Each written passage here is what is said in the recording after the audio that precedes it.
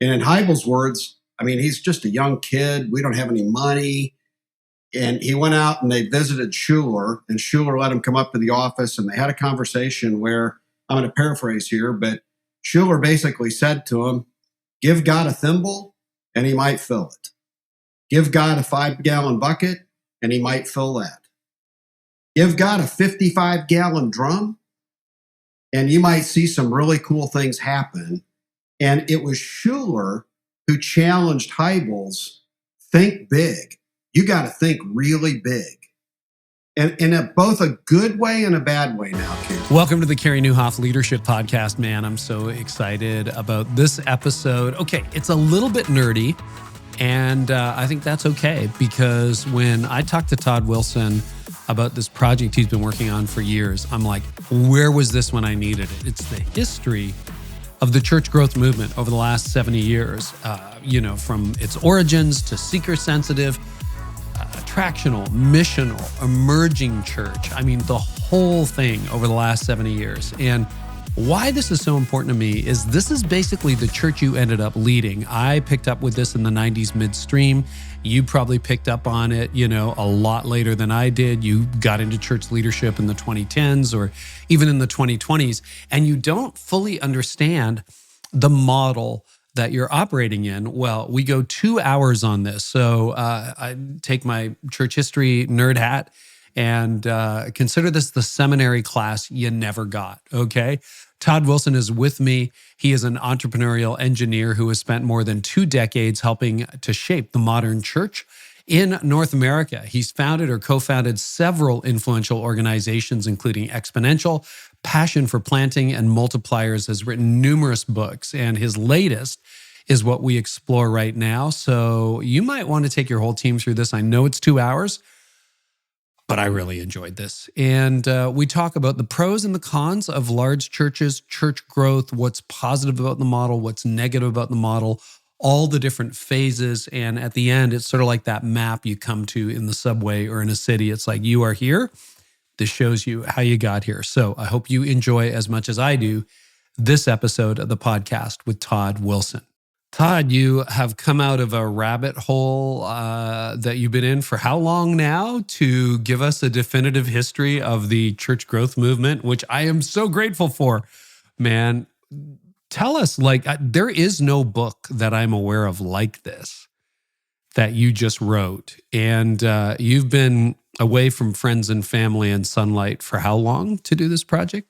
It's not been full-time, but I've spent 2 years on this project, Carey. It's over 100 hours of interviews with people. I mean, it's been a massive project.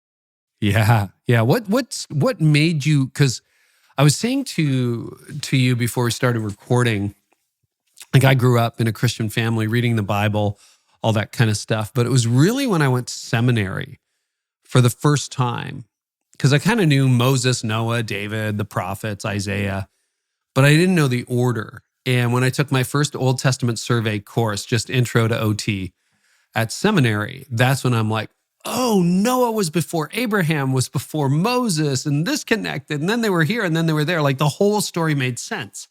And I feel like you have taken in this project all these little names and ideas and movements and points in time that I was vaguely aware of or specifically aware of, and connected them together in a way that helps me understand church growth. And honestly, what I do, because sometimes people say, well, you're the church growth guy. I'm like, yeah, I think my theory is every pastor wants their church to grow. I don't know anybody who wants to close a church. If you do, I don't know what's wrong with you and I don't know how to help you. But to see this over 70 years has just been life-giving to me. So How did it come about, Todd? Yeah, and Carey, there were a couple of converging paths. It was not some grand master strategic plan in my life to do. It was a little bit by accident, and a couple of things converged.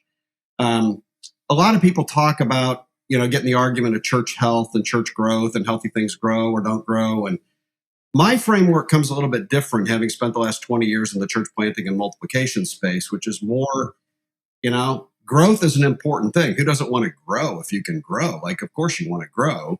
The issue is not all things that can grow can reproduce and multiply. Right. And that's Exponential, your time with them. My background with Exponential and the founder, co-founder there.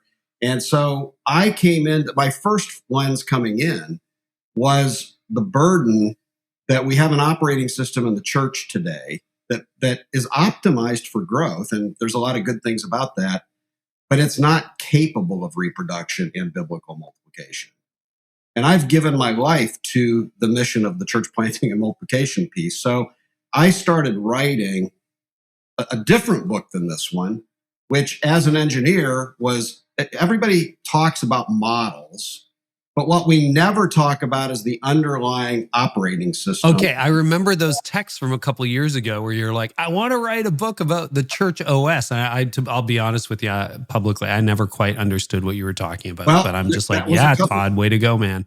That was a couple of years ago, Carey, and I was 50% of the way through that book. I mean, in that book, I think you sent me fragments of it. Yeah, right. And that book was simply dissecting our current church operating system, what I call the consumer-driven operating system, to just help expose and help people shake their head. Yes, I get it. And as I was doing that, we had about 50% finished with the book, and it started feeling heavy.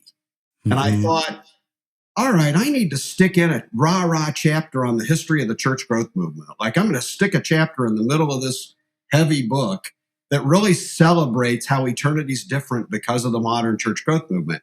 And I just assumed, with my background, growing up in the seeker era and then going into full-time ministry and being part of all the different things, this will take me a week or two and I'll have that chapter done and on, back into the book again.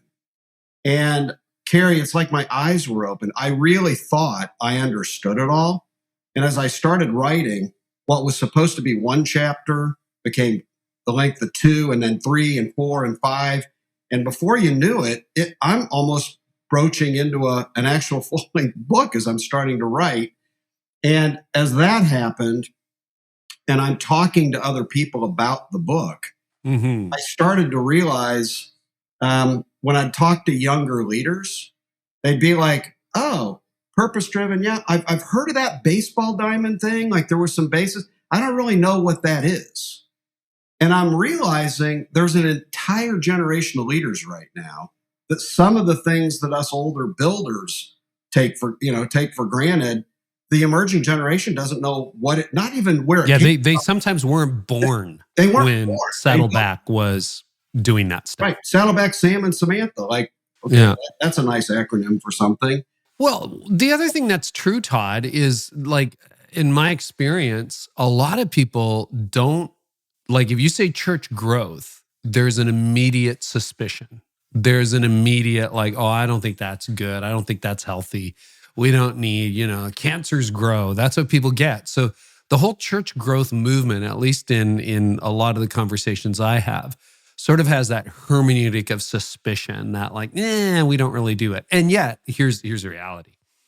Anytime I post something about how your church should grow, people eat it up. They love it. Like, again, nobody wants their church to fail, but the church growth movement sort of had a moment. And then everyone's like, seeker sensitive, seeker targeted, now it's attractional. Like, that's all garbage. And we're blazing a trail that nobody has blazed. But what I love about your project is I think it gives us another take to appreciate how we got here. And maybe it wasn't all terrible. Oh, that's right, Carey. We have to celebrate it. I wouldn't be talking to you right now if it weren't for the modern church growth movement. I became a Christian through it and served through it. So I attribute it to my salvation, family members' salvation, my kids' salvation. On one hand, we got to celebrate it. And on the other hand, there are realities now I'm going to go to the operating system part of it. Yeah. What started out in 1955 with Donald McGavran as a set of ideals in church growth science, not movement, but in church growth science, ended up over the next 30, 40, 50 years getting co-opted into something, in my opinion, on looking at all this history, that is different than what he started out with. We co-opted it into something else. And so one quick thing, when we say church growth movement, one of the things that was an eye-opener to me, I've always just lumped everything I've experienced into the idea of church growth movement. But in reality, if we lined up 10 different people right now, I think we would all have different definitions even of what the church growth movement is, of how it fits into history. Right. Yeah, I think that's right. So, we do have a lot of young leaders listening for whom this is going to be new. They don't remember, Willow Creek, Saddleback, the early days of Life Church, North Point, or going back even earlier than that, some other churches and other ministries.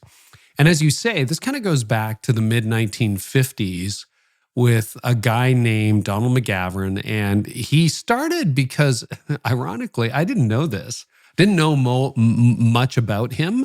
Your book really helped me, but it came out of India and a mission program to try to evangelize India, this whole church growth thing. So let's go back to the roots. And this is not like everybody got Eastern spirituality. This is a very different, Leslie Newbigin, right? He cut his teeth on the mission field in India too. So let's go there and just help people understand, because literally, and I'm going to frame this one more time and then I'm going to shut up.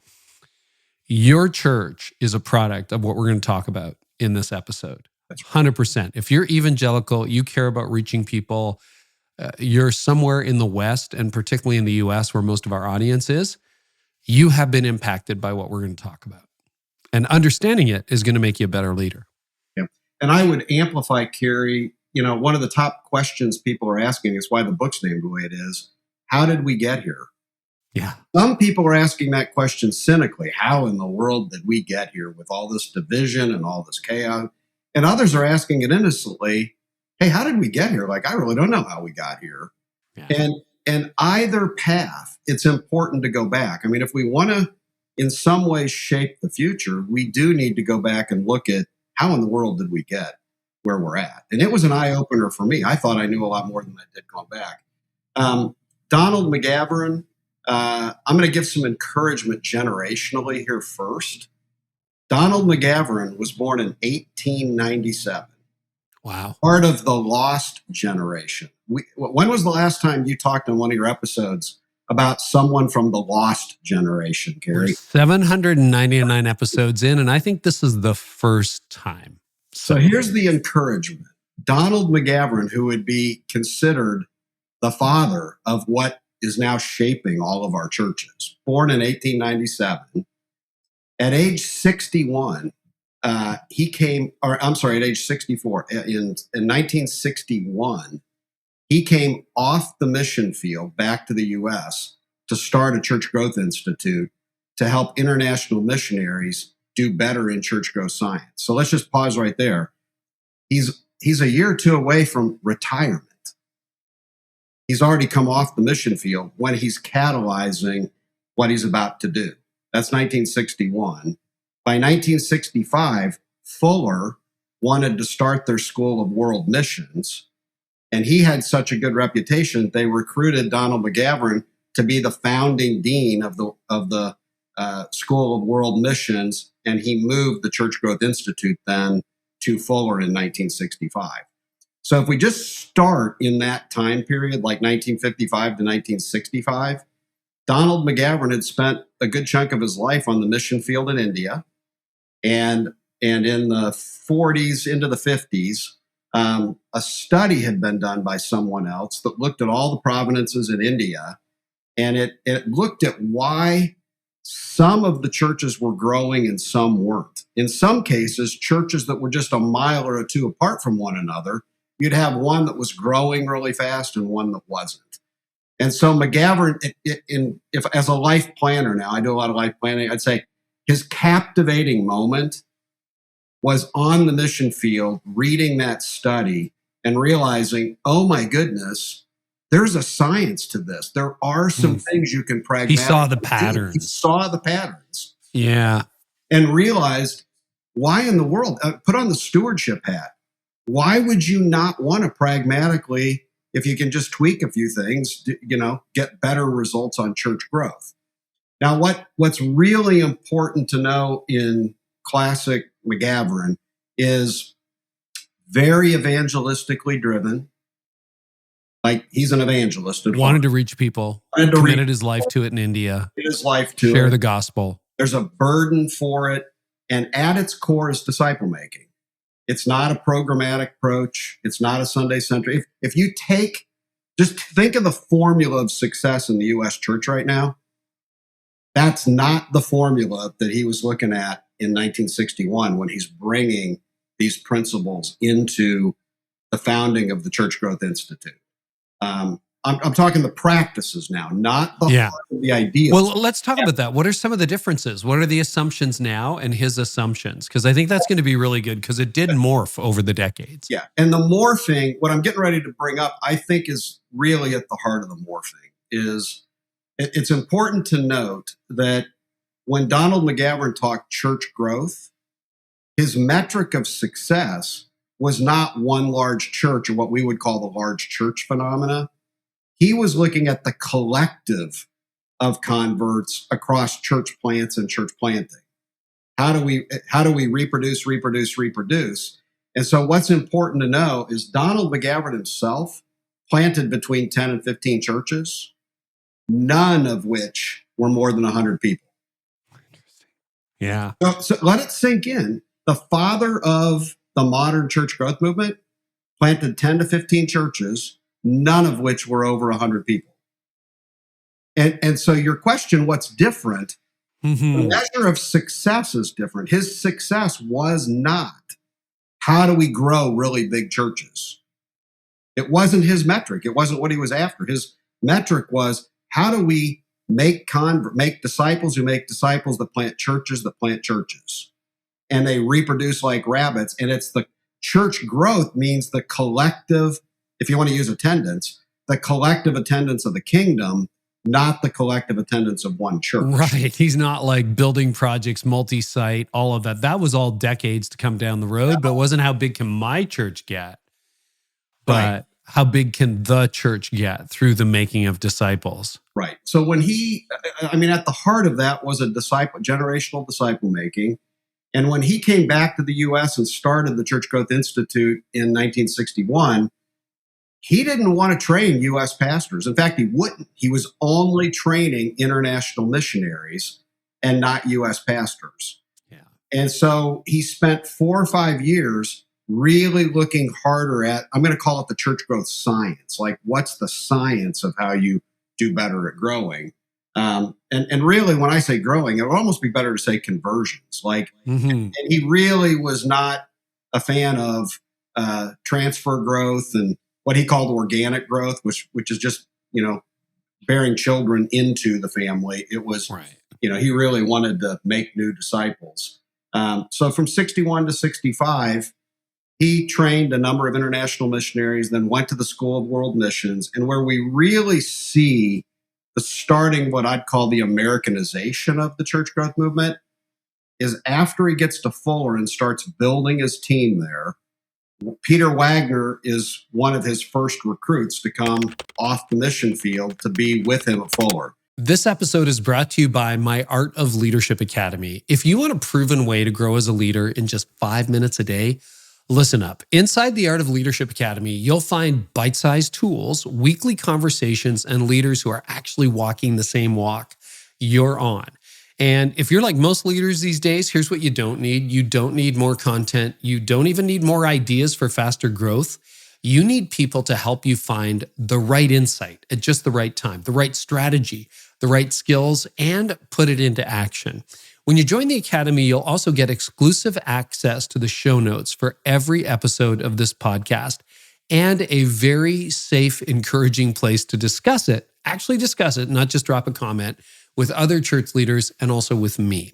So to get started, create a free account. You can get started in minutes and see what a difference it makes. All you have to do is click the link in the description of this episode or visit theartofleadershipacademy.com. I look forward to seeing you inside. This episode is brought to you by Church Growth Engine. So if you're like most pastors listening right now, you want your church to thrive, but you're drowning in strategies that don't fit your context. Maybe you've tried the latest programs and you've read the books and you've attended the conferences, but here's what's missing: a weekly pulse on what's actually working in churches like yours right now.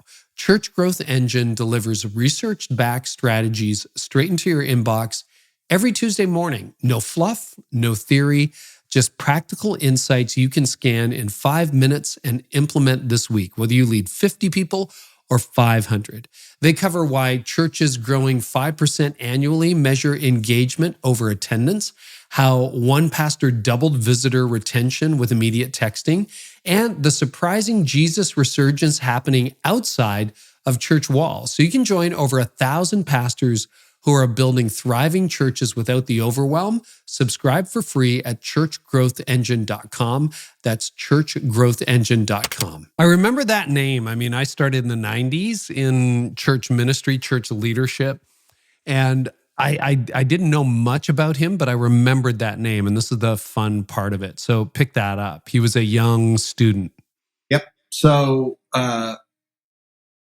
Wagner comes back and starts working, in the very early days now, and we've not yet really got the American church growth thing going yet.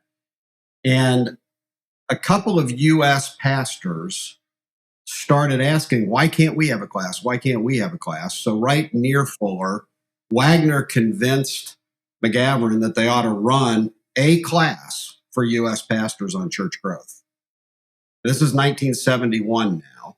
Okay. And so they go to run that class, and it turns out, by God's providence, in that class is a leader named Win Arm.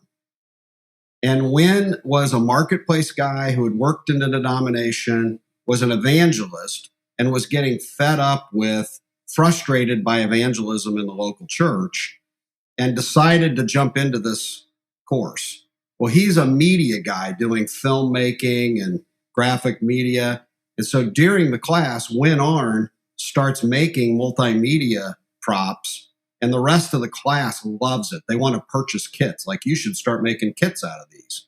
And out of that class in 1971, Win Arn started really what I'd say was the putting legs to the church growth movement, a nonprofit on church growth ministry. And he started traveling the country in a crazy way. I mean, I'm talking training thousands of people and traveling across. And that's when you start getting denominational interest, and you start seeing denominations adding church growth specialists.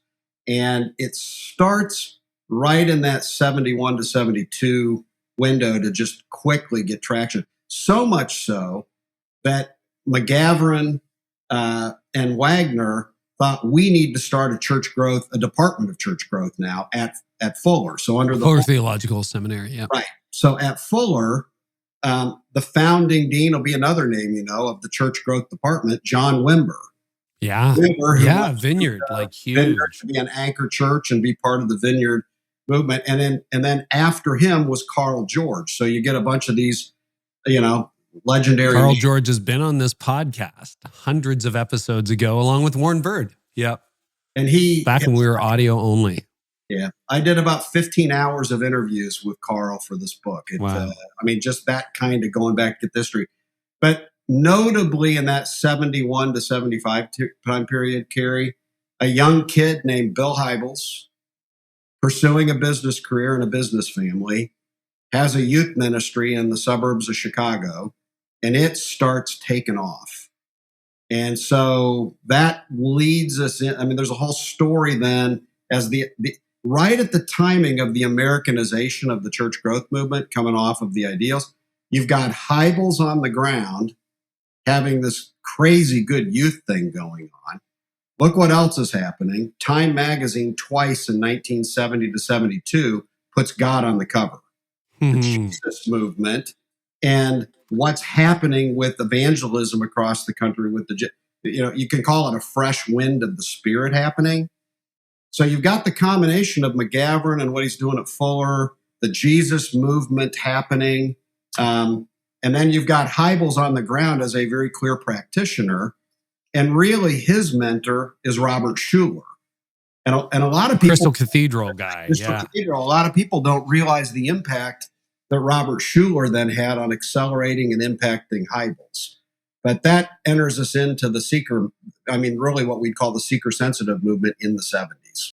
Yeah, and I want to just put an editorial note here. We have talked about moral failure dozens, if not hundreds of times on this podcast. We have looked at the Willow Creek Association or Willow Creek Church moral failure, Hybel's fall from leadership.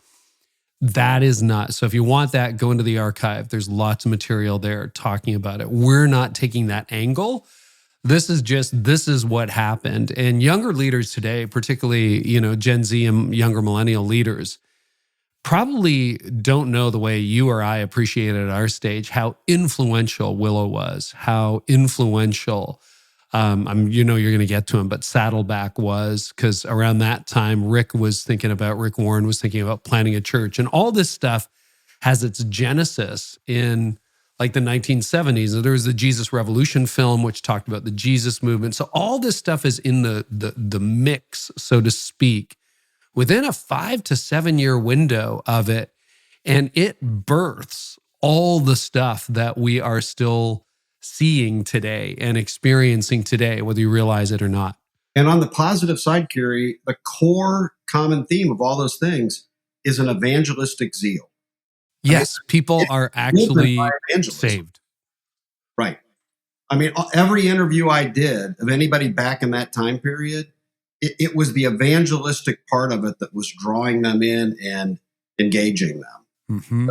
Okay, so pick it up. I just wanted to put that note in there before people are like, wait a minute. Yeah. So it's a different purpose today. This is how I would introduce, especially for the younger people that they've heard of the seeker-sensitive movement and maybe have negative impressions of it. Exactly. Most of them would. This is where I'll make it personal. I was not a Christian when Hybel started. I was in high school. I actually lived in the community where Willow Creek Movie Theater was. And so we're in the suburbs. And if you think about the approach that Schuler and Hybels and Warren took, and they were all related, it was very much, I'm going to use the word customer or consumer oriented, meaning in a good way. They went and did surveys in neighborhoods. They'd go, Rick talks about all, his story of going door to door to every household in Saddleback Valley to interview them about what they needed in church and what their needs were. Mm-hmm. And that was a common denominator between Schuler, Hybels, and Warren in the 70s, is they are really trying to understand the felt needs of who they're going to be reaching. And therefore, how do we do church in a way to draw them in on those felt needs? That's where you get the seeker name even is. Mm-hmm. We're going to find the seekers, people who are open to spirituality. Now let's make sure we understand them in a way that we can draw them in. I mean, we're still talking about the same thing. We just don't use the language. We talk about people who are spiritually open, people who are spiritually curious, people who are spiritual but not religious or Christian. And we just changed the nomenclature. And, to that end, it was funny when you were talking about the fruit of that ministry. There is a temptation to look back from what we know now, so to speak, in air quotes, and look back on everything in the past as having been dumb and those people didn't know what they were doing. But guess what? We have it all figured out. And our kids will look back on us and go, well, actually. But Lee Strobel's been on the podcast at least once, maybe twice. And I had breakfast with him and Mark Middleberg a couple months ago when I think I was in Denver. And, this is a guy who literally got saved in the early days of Willow Creek. We were chatting at breakfast about his conversion. He was working as a legal editor for the Chicago Tribune, total atheist. His wife started going. He was opposed to it. He was drinking too much. He was all those things. And his life got turned around. And he's now, I think, in his 70s and loves Jesus, is sharing the gospel, is making an impact. So yeah, there were some mistakes of that movement and some dark sides of that. But there's also fruit that endures to this day.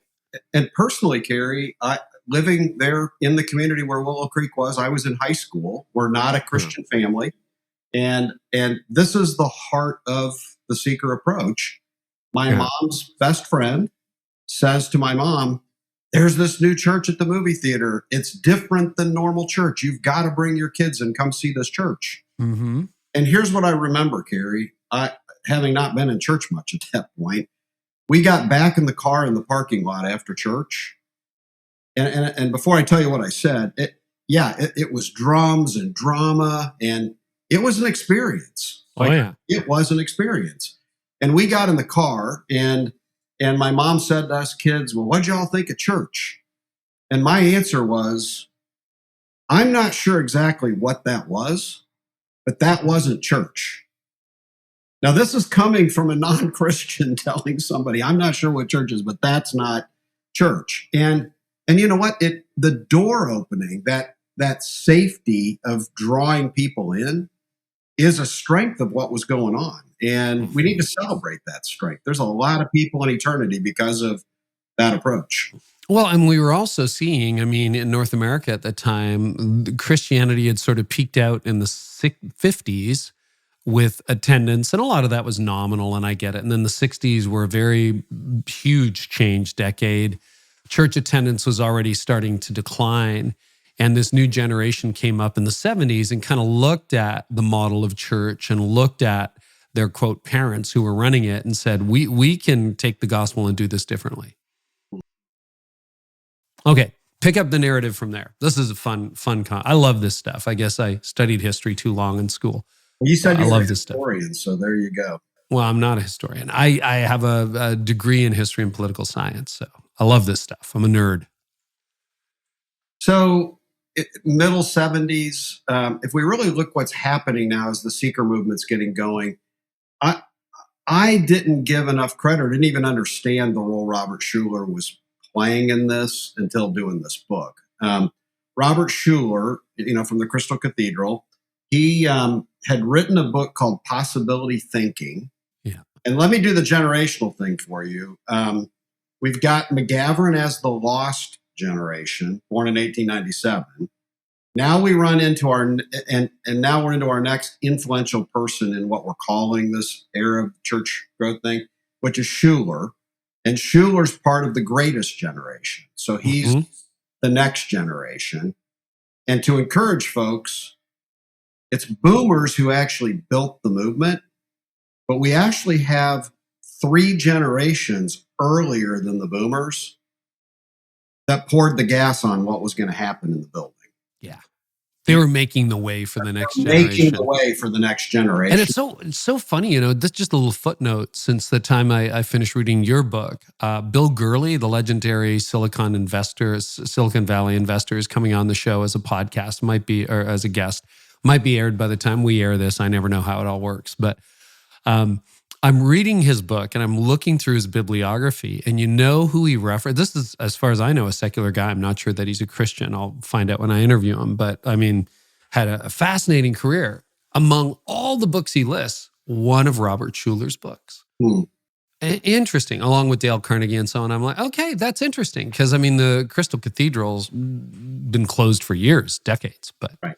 Well, that chain is interesting because Schuller was impacted by Carnegie, and then Schuller is the one with his possibility thinking. Here's the way to put his possibility thinking outside the box. How do we think more outside the box about things? And we have to look what's going on in the 70s. We call this the church growth movement, but 60s and 70s, the really big thing going on in the country is the consumer movement. You have, after the war, the move to suburbia. Really, you could say suburbia was invented in the 60s and 70s. Yeah, malls were pretty new in the 60s and 70s. That was new. So you have this mass movement to the suburbs. Television, if you look in 1950 compared to 1960, that's a movement by itself. Virtually nobody has a TV. And by the time a man's walking on the moon, just about everybody has a TV. In 1955, there's no credit cards. And 20 years later, you got credit card debt and stuff going on. When you look at the things that impact consumers, it's really what's going on in the time period that we're talking about is how consumer things are impacting things. So now along comes Schuller, and look what his messaging is. We got to think outside the box. Crystal Cathedral, what is that? His first thing was a drive-in movie theater. They were doing church at a drive-in movie theater. That's right. And then out of that comes the Crystal Cathedral. But really the modern area of marketing much of it came to be both with the consumer movement and all the marketing techniques, but now we can leverage those things into the church. Mm-hmm. Starting to get this combination of secular things that we haven't necessarily had in the church much. And now they're starting to come to bear through the consumer part of what's going on, whether it's marketing, whether it's the modern leadership things, big buildings like what we're talking about, a whole range of things are emerging. But Schuller is the one, according to Hybels himself, that when Hybels was young, here we're coming up on 1980 now, when things have taken off for Willow and they need to do their first building to get out of the movie theater, and they're trying to figure out what they're going to do. And in Hybels' words, he's just a young kid. We don't have any money. And he went out and they visited Schuller, and Schuller let him come up to the office, and they had a conversation where, I'm going to paraphrase here, but Schuller basically said to him, give God a thimble and he might fill it. Give God a 5-gallon bucket and he might fill that. Give God a 55-gallon drum and you might see some really cool things happen. And it was Schuller who challenged Hybels, think big. You got to think really big. And in both a good way and a bad way now, Carey, this think big, this is where we start to move now early in the Americanization from what I would call gospel saturation as an end scope for McGavran. He's wanting to see geography saturated by disciple making and planting. And now we've got this very clear, iconic, a thimble to a 5-gallon drum to a 55-gallon drum, which is go buy that 90 acres and build your building. If you give God, hold it out. And this is where, that was a hard one for me, Carey. It's like, what would I do if I was in Hybels' shoes? That's like a faith thing. Like, what you going to put in front of God? Are you going to put a small vision or a big vision in front of God? Mm-hmm. And really, if you think about what's starting to emerge right now in the late 70s into the 80s, I'm going to call it an apostolic pioneering, call it the church entrepreneur. Like and that's who Schuller is really. If you're a church-minded entrepreneur, when Schuller is doing what he's doing, you're going to be attracted to it. And we're starting now in the late 70s and early 80s to see entrepreneurial church leaders being mobilized in a new way. Yeah, and that was kind of new, wasn't it? Well, in fact, if you look at that point, what we would call a megachurch, by most of the data that's done, by 1980, there's less than 50 megachurches in America. I remember talking to Gordon MacDonald about leading, I think it was Grace Chapel in New England in the 70s, and they had gone past 1,000 people. And I remember him telling me, we didn't have a category for that. Like very few churches in the history of America had gotten that large. And there were not many in the 70s. And then, of course, the 80s, the 90s, and, where we are today. And this is groundbreaking. And before people I'll insert occasional editorial comments here, Todd.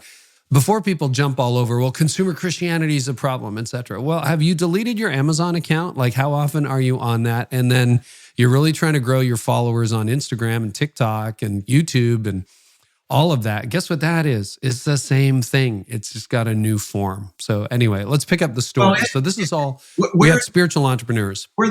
This is where the timeline really started getting intriguing and exciting for me, like going into that 1980 to 85 window. Yeah. Because if we just take a pause for a second, we're 25 years into McGavran from 55 to 1980. Yep. And you've had him only wanting international. It moves to U.S. It's starting to, the ideals are spreading. Now you're getting practitioners on the ground with people like Hybels and then Warren.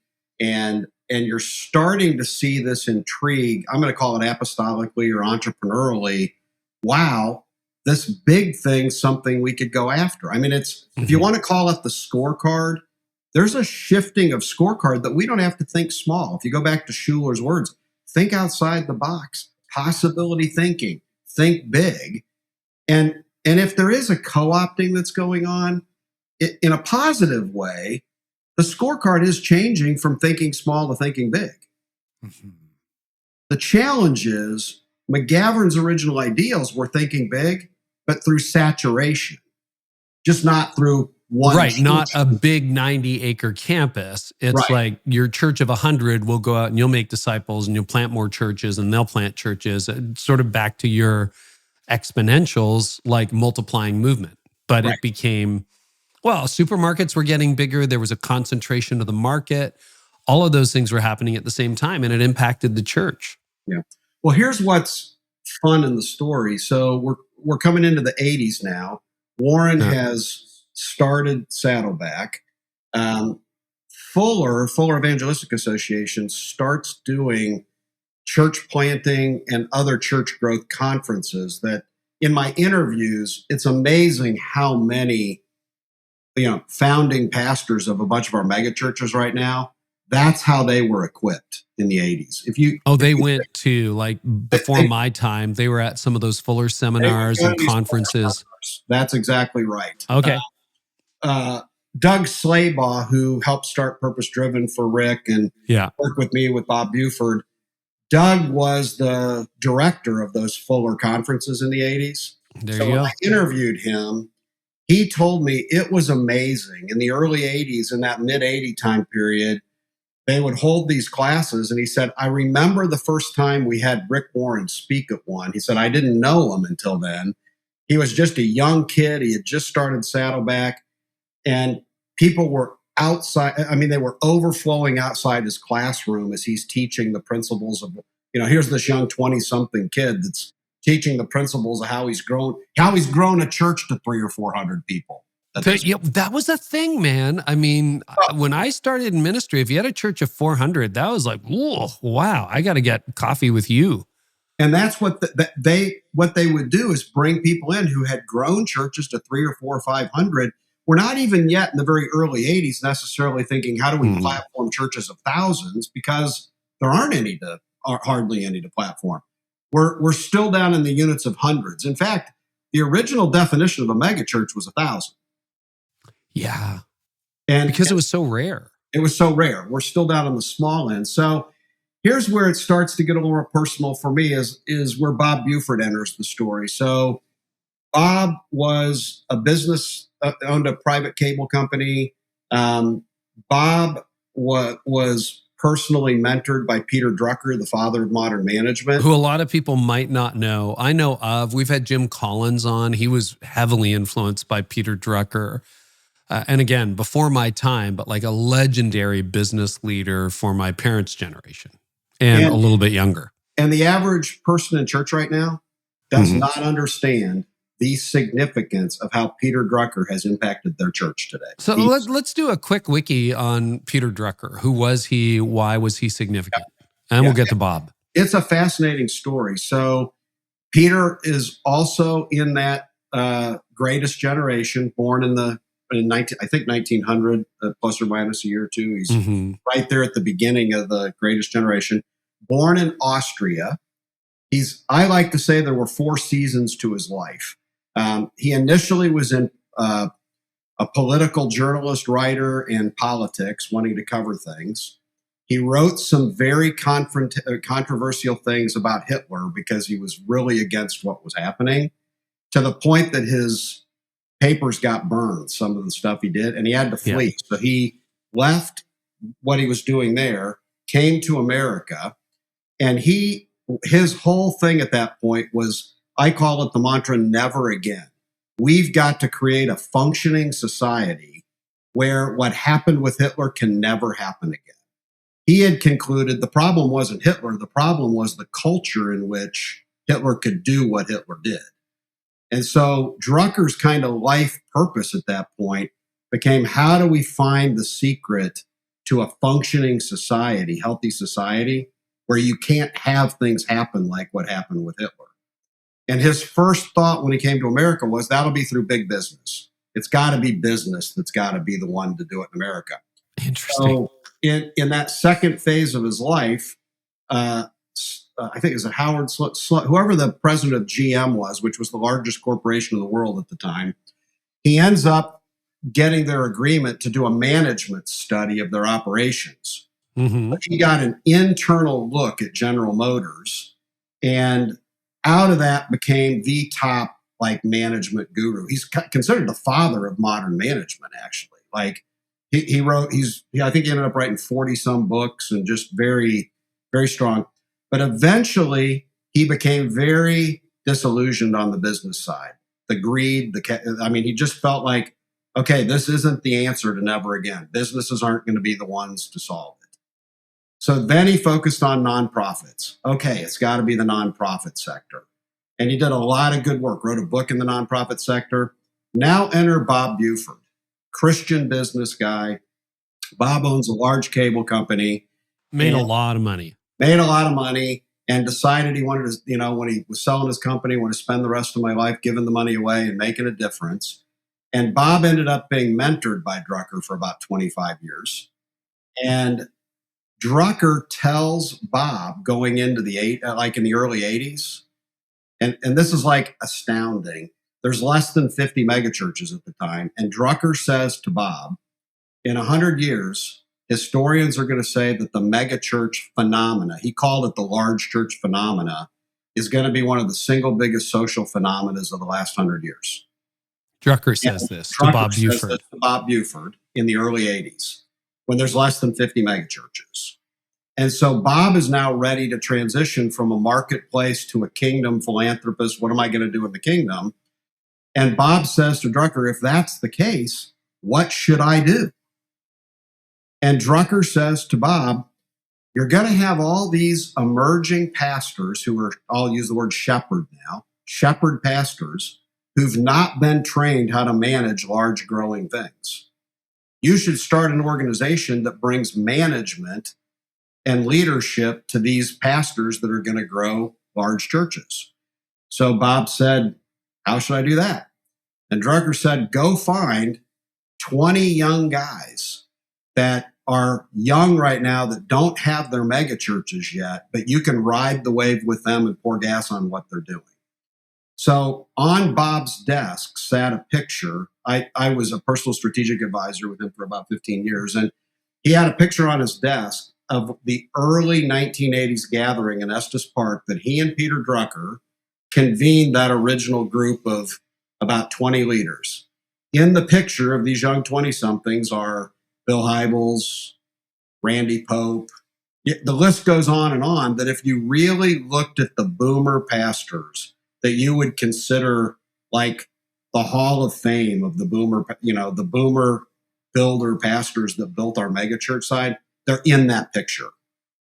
And so out of that was such a big hit at that first gathering that they decided that let's start an organization that continually convenes these pastors of what are going to be large churches and help equip them with management and the different tools that they're going to need.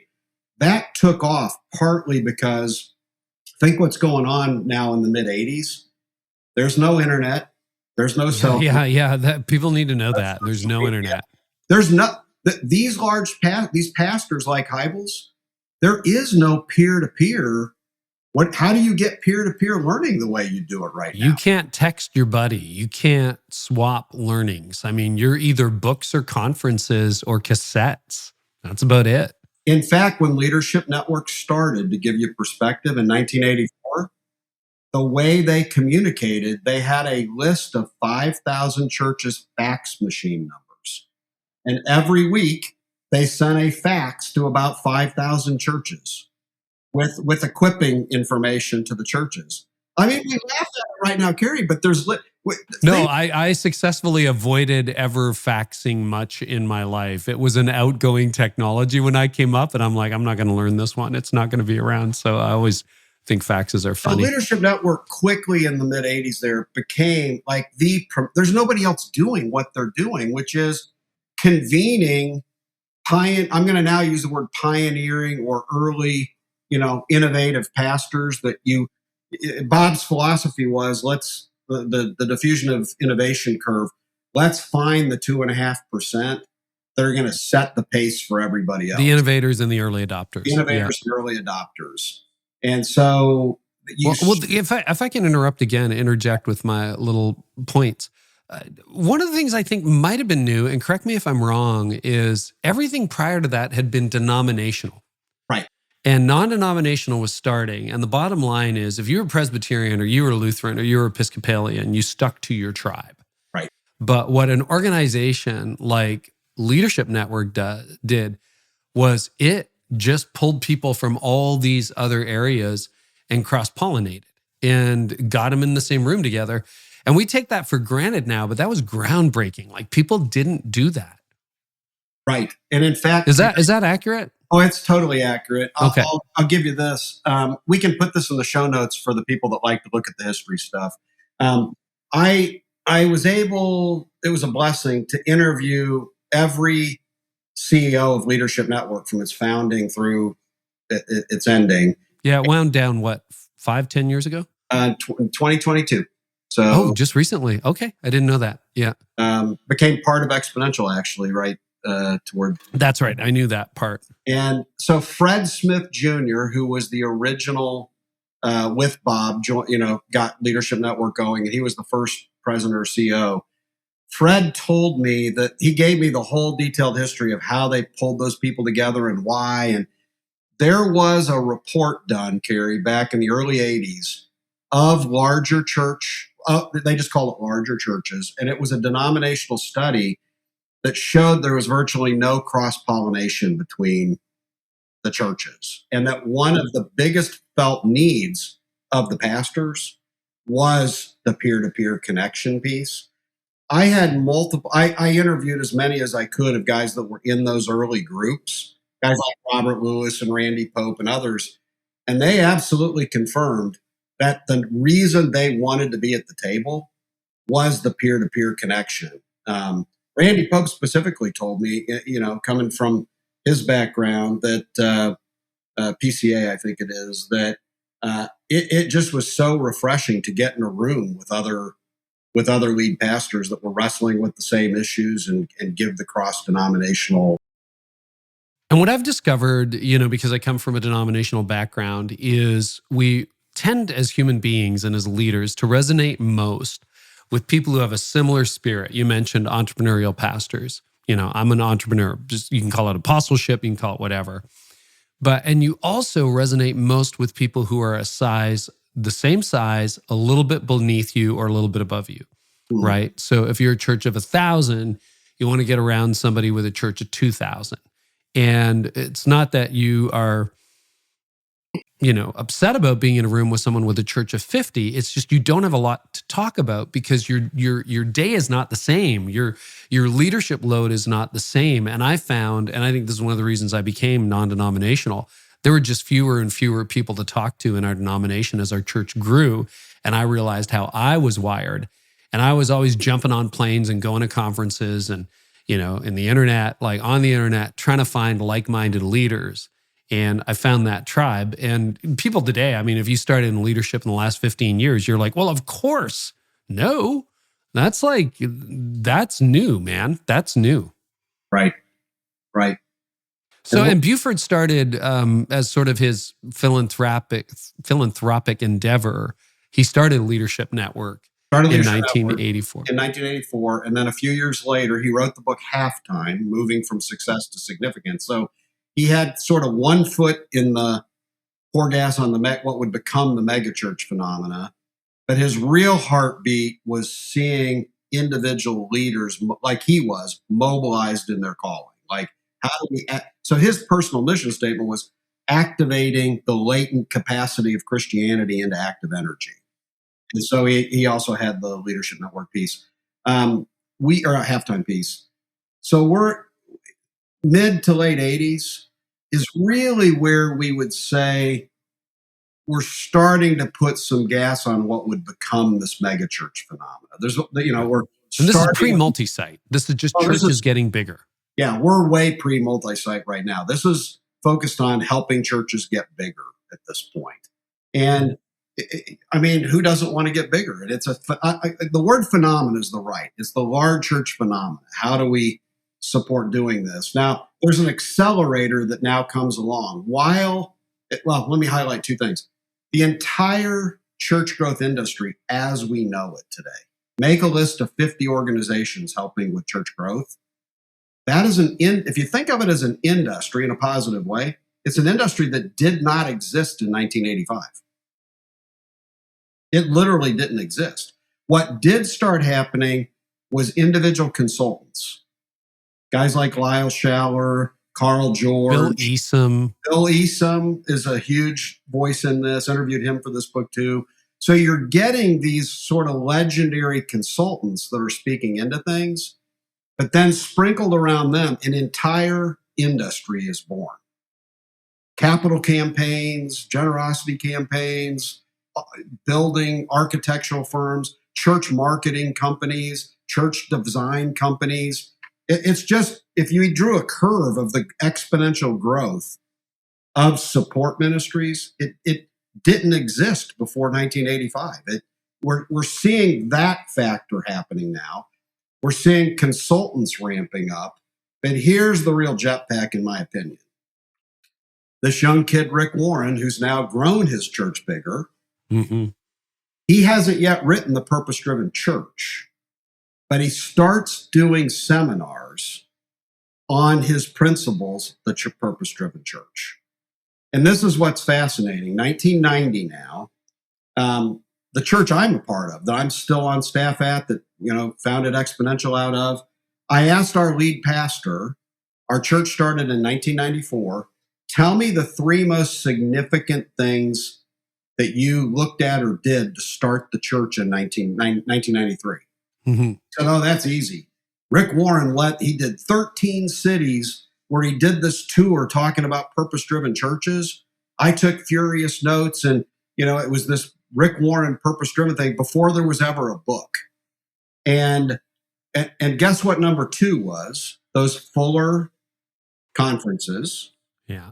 And here's what's fun for me in the story is Bob Buford, if we're back to Leadership Network now, Bob saw one of the Rick Warren's training things. Yeah. Said every church needs this. And Bob funded the whole year city tour events, 13 city tour events, to take that across the country, one of which was the one of my home church that became it became a church of attending the thing. And so here's what happened, Carey. It's fascinating because you and I grew up in it. We just take for granted the purpose-driven model and the baseball diamond and the concentric circles. It came out the year I started at the 3 little churches that would go on to become Connexus. And I remember getting an early copy and going, oh my goodness, this is a revolutionary. Yeah. And here's where things start to converge a little bit that most people don't understand the history on. So I like to call the purpose-driven, and you can say model, it's really a set of principles. Yeah. I call it the jetpack on the church growth phenomenon. Like, it's the jetpack. And here's why. Rick is a master at taking something complicated and simplifying it into something really easy to understand. Okay? So follow my logic in this. Peter Drucker, I'm going to go back to Peter Drucker. Peter Drucker was mentoring Bill Hybels and Rick Warren. Okay? We're back in the 80s. There's a mentoring relationship. Drucker's most famous work in management is what's called the 5 most important questions you'll ever ask your organization. Who's the customer? What do they value? How do you deliver it? How do you know what difference you're making? But it's who's the customer. So if you go read The Purpose-Driven Church through the lens of who's the customer, that is Drucker's impact, okay? And that was the whole seeker-sensitive movement's origin. It's what ties it all together. Yeah. It influenced Hybels with the seeker movement. Who's the customer? What do they value? How do you deliver it? It influenced Warren. Who's the customer? How do you deliver it? And so now read The Purpose-Driven Church through that lens.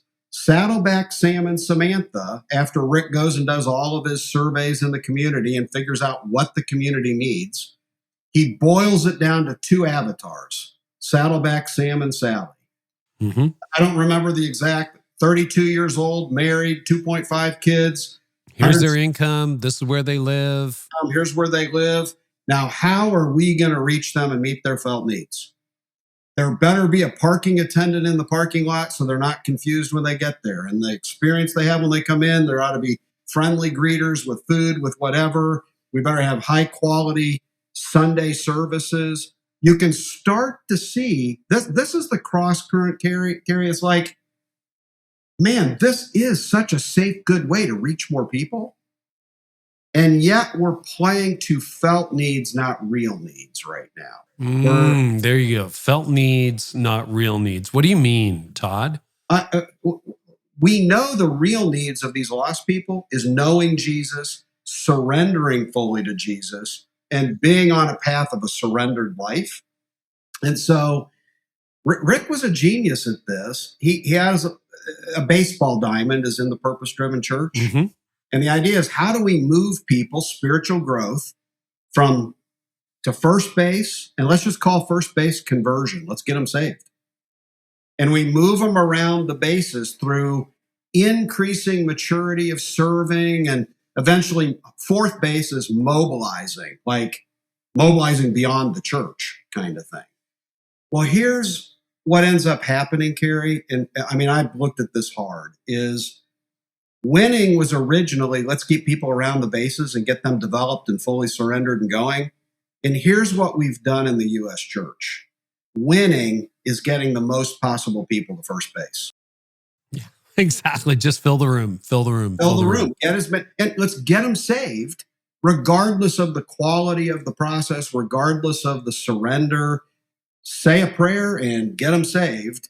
And there's not necessarily a life change, which, when your question is what's the real need versus the felt need, what ends up happening when winning becomes filling the room, we got to go after their felt need. What do they need? Oh, they're having a marriage problem. Oh, they're having this, they're having that. We end up with I'm going to call it a programmatic, Sunday-centric thing. That's how you serve the masses. Yeah. It's a good point. Now, Rick was on a few months ago, and he said the one thing, he said 1% of churches get this. Because, you start a movement and you can't be responsible for what people do with it. Or right. I write a book, you write a book. You can't be responsible. You can be responsible for what you put in it. You can't be responsible for what people take out of it. You can do your best. But he said, I think I'm paraphrasing him accurately here. Rick said on this podcast, he says, everybody says, come and see. That's the attractional model. Come and see, come and see. He says, but here's what only 1% of pastors and churches get. Yep. You got to take people from come and see to come and die. Yep. He said, that's what Jesus did. So I think that was in the model. And that's like Willow was for, all the challenges that we had with Willow. It was like to make people fully devoted followers of Jesus. Right. But people seized on the filling the room. And then we ended up with, light versions of all that and distorted versions of all that. And then there was a fly in the ointment. And you end up with a consumer mentality. You're right. You're kind of co-opting the culture to reach the culture, and you end up with a compromise. That's why, Carey, let's not be afraid of the word co-opted for a minute, because our first co-opting was of McGavran's ideals. Sure, which were basically for the mission field. Was for the mission field and was for gospel saturation through disciple making. His paradigm wasn't even a U.S. setting, but those ideals do get, for some positive reasons, co-opted. Now we get to Warren's model, and the power of the purpose-driven model, easy language, easily embraceable. You don't have to have a degree in anything to implement his model. A ninth grader can understand the model. He is genius at that. Complicated ideas simply expressed. And it's so simple and so powerful that 15 years ago, Carey, if I was teaching a room of 50 church planners something, I'd always open up with, how many of you have read The Purpose-Driven Church? And 15 to 20 years ago, every hand in the room goes up. Pretty much every hand. Yep. I'm going to suggest to you that 50% of megachurches in America right now were founded by someone intentionally using the purpose-driven model. And this is the challenge for millennial and Gen Z leaders taking over. They don't understand. They're like, why is it this way? They haven't connected the dots, right? Back to my seminary illustration. It's like, no, actually, this is probably somewhere in the DNA of your church, and you don't know why you like it, and you don't know why you don't like it. This is why. It absolutely is in there. The book I told you I started out to write, but now's the second book. I identified what I call 12 dilemmas that we face. A dilemma is something, it can be good. Is it this or is it this? Is it this or is it this? And we literally have a history right now in this modern church growth movement where well-intentioned people were faced with decisions. They can't always control what's going to come after them. And we have created a bunch of dilemmas that we now have to figure out how to undo. And one of those dilemmas, Carey, is the dilemma of inheritance. It's the dilemma that if you were on the international mission field and we want to start a movement, guess what we start with? 3 to 6 months of prayer and fasting. Let's hear God and what it is we need to do. If you're starting a church in the U.S., what do you do for the first 3 to 6 months? You start with an inherited model, and you got a certain cash flow time period to get things going. There's no time to go undo anything. You're inheriting what's there. And what I started to say is 15 to 20 years ago, every hand in the room would go up if you read The Purpose-Driven Church. Do that same thing today. Ask a room full of 50 planters, how many of you have read the Purpose-Driven Church? 1 or 2 hands go up. And the answer is, don't worry about reading it. You don't need to, because it is now so embedded in the operating system of how we do church in the U.S. that you'll have to do a strategy to undo it. You don't need to learn how to do it. You've got to do a strategy to undo it. And that's where the paradox is going to come in for Gen Z and Gen Alpha is, I would say it this way generationally, Carey, the boomers largely built what we've got. Rick's a boomer, and good intentions, good things built it. The current gatekeepers of the church, from my research here, the current gatekeepers are now Gen X. It's Gen X. Yeah. My generation is the new senior generation. You are the gatekeepers. And it's passing to millennials. Guys like Andy Cook, and you start looking at the number. Andy Wood at Saddleback now. And Andy Wood at Saddleback, Josh Howard. You've got a growing number of millennials. And here's the thing. From boomer to Gen X to millennial, it's essentially passing the same operating system on. We're passing on these things. Right. We've changed. We painted the car a different color. We put some new wheels on, but it's still the same car. And the challenge, we'll get to this eventually, but the challenge we're going to have, Carey, is we really are. I'm going to say this. I feel strongly about it. We're 60 years into an evolutionary process right now. It's not actually radically revolutionary what's happened. It's this timeline when you put it all together. Yeah, multi-site's innovative, but all it is another service in a different location. Okay. Yeah, externally focused, that's an innovation, but gee, sure seems like the church has been externally focused for 2,000 years. Oh, missional? Yeah, that's an innovation, but gee, the church is called to be missional from day one. So in some ways, even the things we would say are most innovative in the church, we have been evolutionary around a common operating system that is rooted in this purpose-driven approach. It's rooted in... Yeah, so you think, just to date it, because I think this is important. This is sort of where we all came from and what we've all inherited. That maybe the innovation window was 75 to 95, somewhere in there is where things really it was a fresh thinking. Yeah. Okay. Well, the way I would clarify what you just said is I think by 95,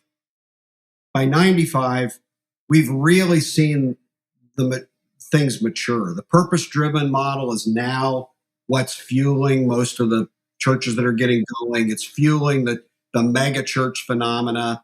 And what I would say is by 95, there's some fascinating things that start happening in the early 90s that we ought to talk about. But really what's happening is the institutionalization part is starting to come into play, like where it's more the institutional. But at the same time, there's this entrepreneurial piece happening. So I kind of name it the entrepreneurial area. It's like it's internally focused on institutionalization, but now you get this entire look at what's happening. The birth of modern church planting networks, multi-site, the missional conversation, the externally focused conversation, all of those things are within a 10-year time period.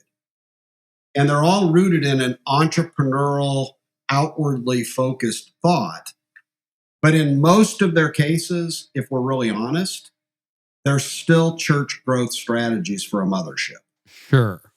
One of the other shifts you talk about that started to happen in the early 90s, and this is what I kind of inherited, Global Leadership Summit. You know, it went from Fuller, it went from itinerant speakers to, and this was new, churches started hosting conferences. So long before VU Conference or anything else like that, there was a global leader. Well, what was it? It was originally Prevailing Church or something. I'm trying to remember what they called it back in the day. And then it became the Leadership Summit. Century is what Leadership Network did. So we can talk about that for a few minutes. Yeah, let's do it. Yeah. So this was another eye-opener for me, Carey. I mean, I was in the marketplace in the 90s and at a very good organization, one of the top in the world engineering-wise. And here's what's fascinating to me. In 1995, we never used the word leadership.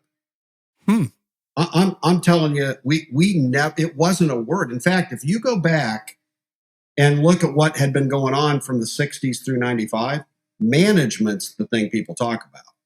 Quality management, Six Sigma, really management's what everybody's talking about. So when I came into ministry in the late 90s, I had no paradigm for leadership. Like for me, management was the deal. Here's what's fascinating in the work I did on this book. I went back to look at the history of leadership in the church, like just the history of it. And one simple metric was to look at leadership publications from 1900 to 2025. I've got a graph of that, of leadership publications from 1900 to 1985. So 85 years. Now go 85. There's almost no leadership publications happening. Almost none. It's very low. In fact, in the church space, leadership is all about character, being men and women of God. It's not the enterprise side of leadership. It's the personal side, which is where we have a lot of our struggles in church today. Yeah, which we should be focused on that. You know? And what I'm saying is from 1900 to 1985, leadership focus was on personal integrity issues, being men and women of God. You just don't get much of anything on what I call the enterprise part of things. Okay. So look what happens now from 85 to 95. There are as many leadership publications done in 10 years as the collective of all the leadership resources from 1900 to 1985. From 95 to 2005, it quadruples. It's an exponential curve. I remember, and it's still going up, right? If I remember that chart from your book, like it's off the charts now. What I ended up realizing is, what I would say is the birth of the modern church, of the modern leadership sector, don't even put the word church in front of it. The birth of the modern leadership sector is a 1990s thing. And if you now jump into the church, John Maxwell, his couple of books is the catalyst. You've got Ken Blanchard, John Maxwell, and you got several secular authors.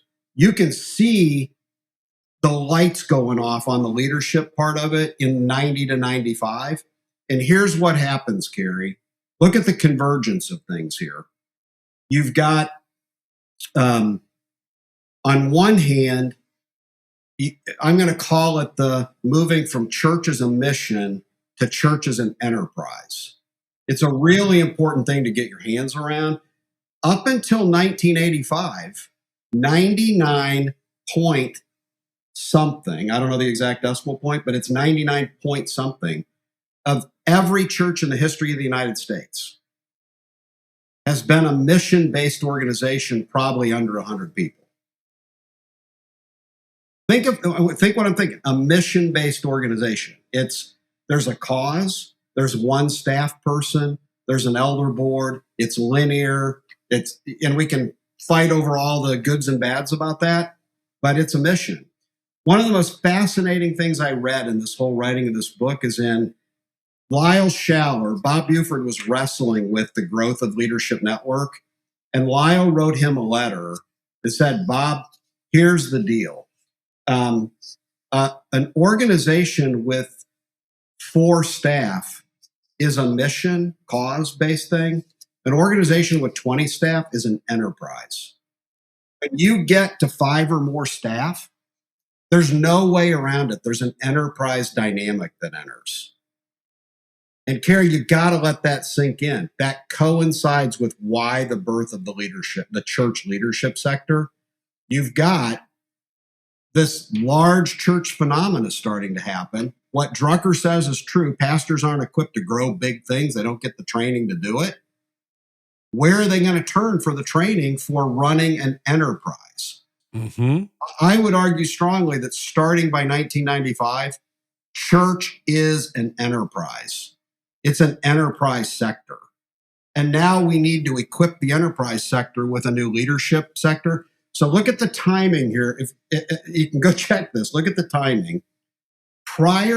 If you go look at when the first college degrees, undergrad and graduate degrees in leadership were available, not until after the 1970s. There's no degrees in college in leadership until after the 70s. Now look at this. Andy Stanley starts North Point around 95, but early 90s, the only major leadership conference I could find in this research, Leadership Network was running a thing called the Church of the 21st Century, an invite only 400 pastors to a leadership thing. And guess who was running it for Leadership Network? Bill Hybels in Willow Creek. Interesting. Bill was the coordinator and the MC. Their band would do it. And as we're coming up on the mid-90s, Bob said to Bill, you just need to go run with this and do it. So Leadership Network stops doing their Church of the 21st Century conference, and the Global Leadership Summit starts. Well, and just to put this in context, I mean, I started at very small churches. So when you say 99 point whatever % of American churches in the history of America or Canada or, fill in your country here, were small, under 100 people. Todd, you know this. There's not a lot to manage. Right. I mean, you have a small budget, congregational dynamics, you know everybody by name, you have an annual meeting. It wasn't that hard. And then we started to grow. And I'll tell you, it got complicated. And then we sold our buildings, and then we became a portable church. And then we built a brand new facility, and we added 1, 2, 3 services. And all of a sudden, I am in over my head. And I remember at that time going to Global Leadership Summit as a satellite site, and occasionally we'd make the pilgrimage to Chicago.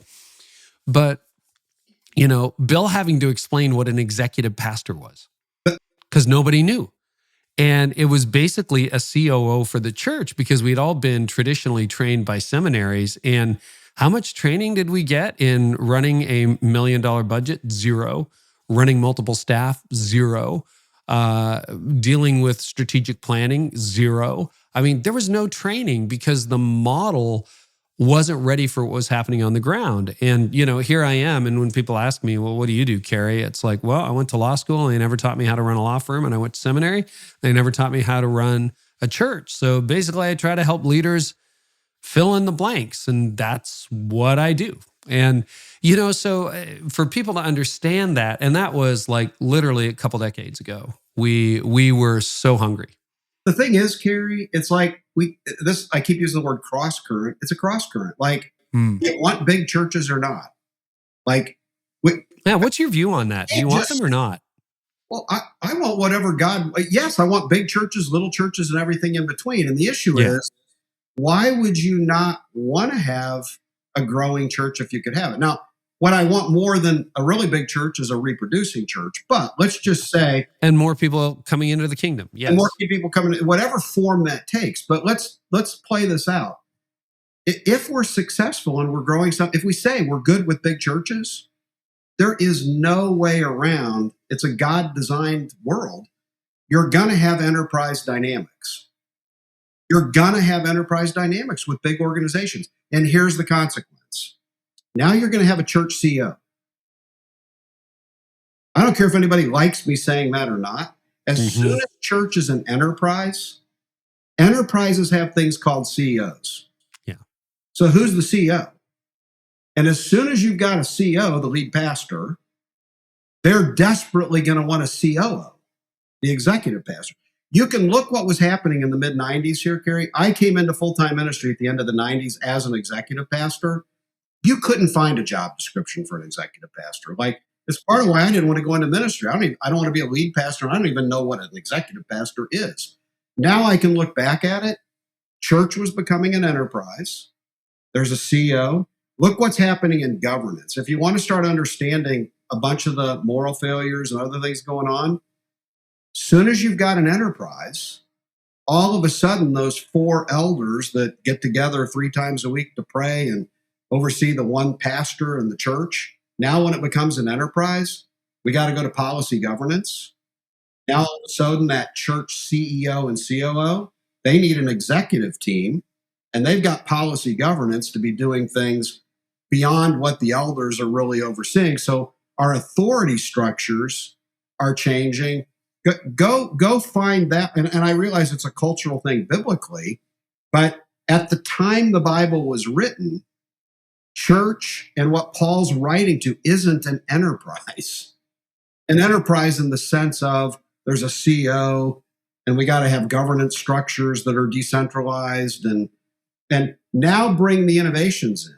Things like multi-site that further decentralize things. And complicate. And complicate. So what we have to recognize is the shadow effect that happens from the definition of success being bigger and bigger.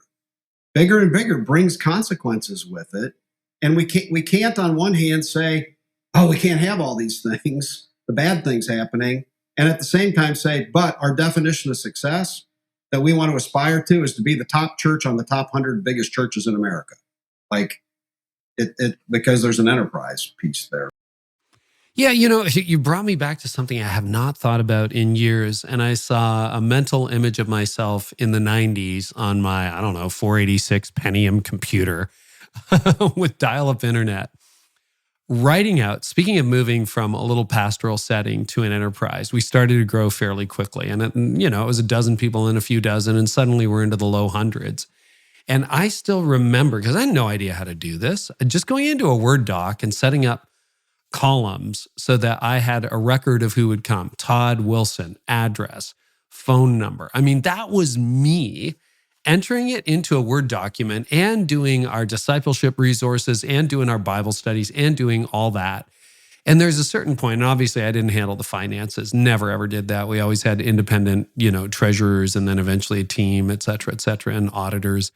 But there's a system at which you just can't handle it. Like the complexity, I always said, if Connexus broke, I wouldn't know how to fix it.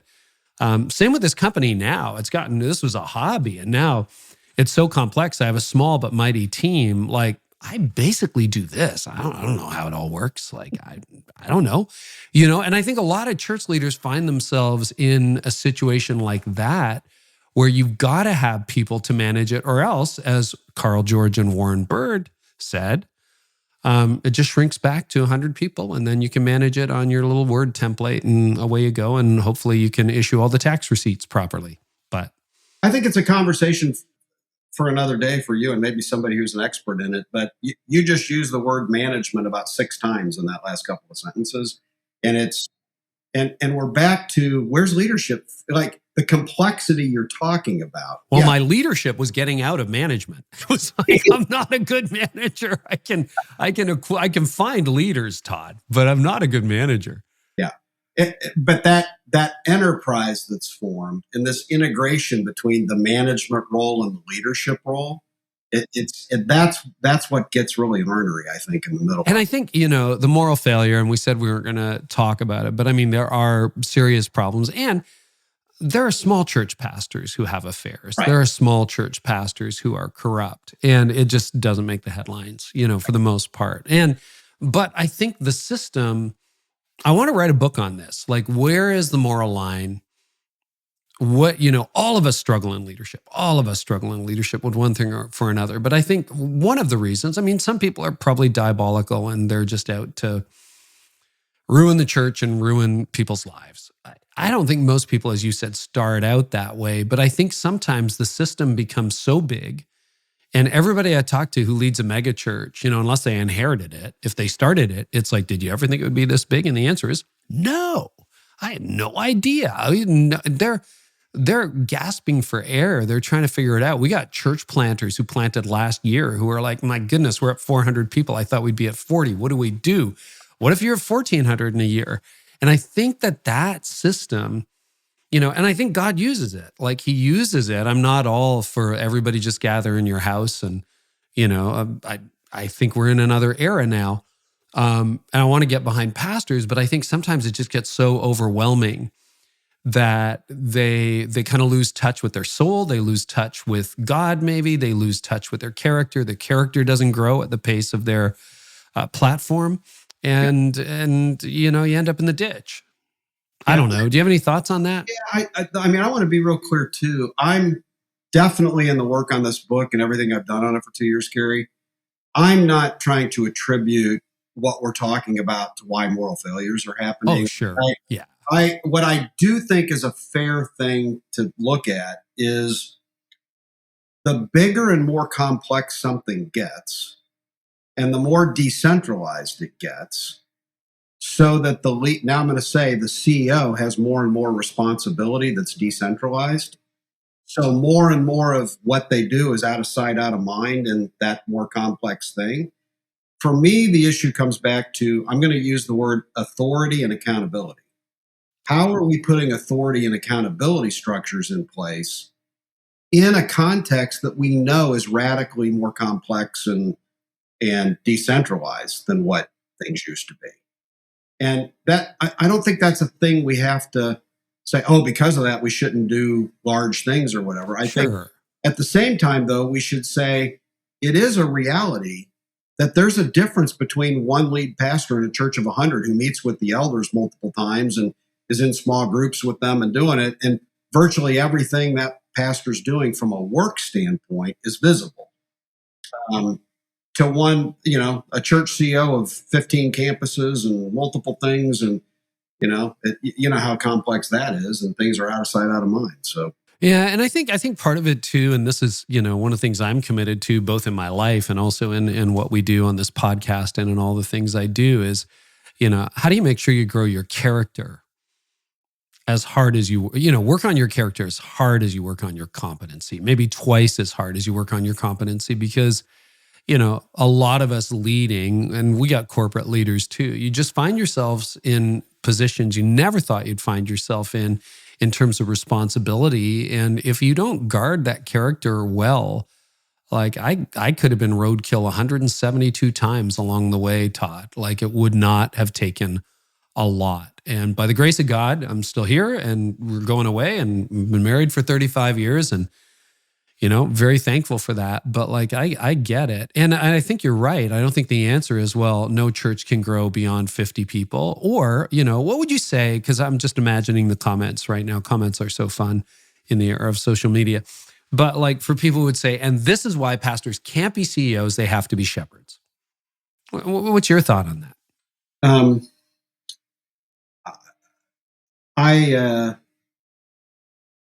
I'm not sure, Carey. Like, is it good to have shepherds? Yes. Is it good to have apostolic evangelists? Yes. Like, yes. If you take CEO out and it's an apostolic evangelist, that's what's loaded in the question is exactly CEO in it. If we don't use the word CO for a second, and now let me just talk about Ephesians 4. God calls some to be apostles and some evangelists and some shepherds and some teachers. And do we need people like the Apostle Paul, who was an evangelist apostle? Somebody who's taking new ground. I'm not sure we'd be talking right now if the Apostle Paul isn't taking new ground. So if it was up to Peter, it might be a very small movement that had petered out. But I think God knocked Paul off his horse for a reason. Right. So for me, it's a little bit easier to think about it, instead of saying should we or shouldn't we, it's if we are going to have God blessing big and complex things, what do we need to do to adjust to provide that accountability and the things over it? Because at the end of the day, we're losing ground on lostness. And it's like, we better figure out how to, it isn't like we need to cancel one thing so we can do more of something else. But I do think we've got to, figure out how to manage what you're talking. Well, and then otherwise, what do? We're just terrible stewards of the people that God brought us. If he keeps bringing more and we let our organization fall apart and we don't grow in leadership or management and we just kind of, whatever. I don't think that's the answer either. Anyway, good digression. Okay. Yeah. Churches start doing leadership conferences, but then let's talk about the height of the seeker-sensitive movement. I think we covered it. There might be a few more things. Yep. And then that kind of morphs into attractional church, doesn't it? And at the same time, there's emerging and missional. It's all stirring in a pot around the turn of the millennium. That's why the 95 to 2005 window is, I would say by 95, the attractional piece of it is well solidified with the purpose-driven piece, with we weren't calling it attractional then. It was called seeker-sensitive, but it was basically the genesis was there. And in some ways, where that came from was when the missional conversations started to come in strong. It's a pitting of the two. It's missional or attractional. It's as if you got to be one or the other. You can be missional or you can be attractional, as opposed to. And in fact, in the early days of Exponential, back in the early 2000s, we actually commissioned Hugh Halter and Matt Smay to do a book on missional and attractional. That we need to be able. That it's not. Because it's always been a rivalry, but you were trying to get them. I just got to put this in there as a bookmark to myself. I had a fascinating conversation with Mark Sayers over lunch because Missional kind of started in Australia, totally off the record. He's willing to come on the record sometime, but he's got a very interesting take on why missional church never really took off. So Mark, if you're listening, we got to have that conversation. But anyway, yeah, so there's missional, emerging, attractional, and then seeker-sensitive sort of becoming attractional. And what's going on in that cauldron of that decade? Yeah, so I'll start with this, just with the endpoint on it. I had come into ministry when the missional conversations were starting to rise. Mm-hmm. Which is what, around 2000? 2000. And I'm going to press into that here in a second. But I was at Almost Megachurch at the time, where we're focused on all of the things we're talking about. We were planted, purpose-driven. We're seeker-sensitive. We were just doing our first multi-site in 2000, which we'll get to that part of it. I mean, we're doing all the fill-in-the-blank, seeker-sensitive, attractional, whatever. And now these missional conversations are rising. Yeah. And I would tell you at the time, if you're riding down the road on your bike and this little yappy schnauzer comes chasing after you, biting at your ankles, that's literally how I described it in 2000. It's like, I just want to get off the bike and drop kick these guys. Like, that's how I was feeling in 2000. Like, come on, guys, we got work to do. There's lost people. Let's get on with it. And I might have felt the same way, just so you know. Yeah. Here's the thing. In my reflections writing this book, I went back and reviewed over 20 missional books written back in that time period. If many of those were being written today, they'd be bestsellers. In fact, I'd like to 20 years ahead. I'd like to go do a retro thing right now. In fact, if I were a book publisher, I'd try to do a retro where I'd go take 10 or 15 of the books from the 95 to 2005 window. Neil Cole has some really good stuff written back then that just needs to get gas poured on it again. So here's what I would tell you in the middle of this, Carey, 95 to 2005, which is a lot to talk about. If there was a dirty little secret book I could publish stuff like from this book of all my research stuff, the most unpublished parts of my book that I can't publish come from this time period. Okay. And it's partly I'm going to say it's the combination of the missional attractional, which we'll get into here, but it's also where the progressive versus traditional theological conversations are starting to. So the whole progressive versus the conservatives it's that all started starting to hit in that time period. Because emerging church became progressive pretty quickly. And that's what's coming out of this 95 to 2005. So if we look coming into 95, Carey, and we'll get back to history right now. So Leadership Network is serving large churches, which that's taking off. The curve is up and to the right. And according to Brad Smith, their CEO at the time, did an interview with them, the number one thing that they were getting feedback from the large churches was a concern over how are we going to get Gen X leadership in place? Like, how are we going to mobilize Gen X leaders like you? How are we going to, get the Gen X we were the kids leaders once. into place? And so they decided to convene what they called the Young Leaders Network. And just like what Leadership Network does, they formed a cohort. There was 15 to 20 leaders, probably 10 to 12 really core leaders in this Young Leaders Network.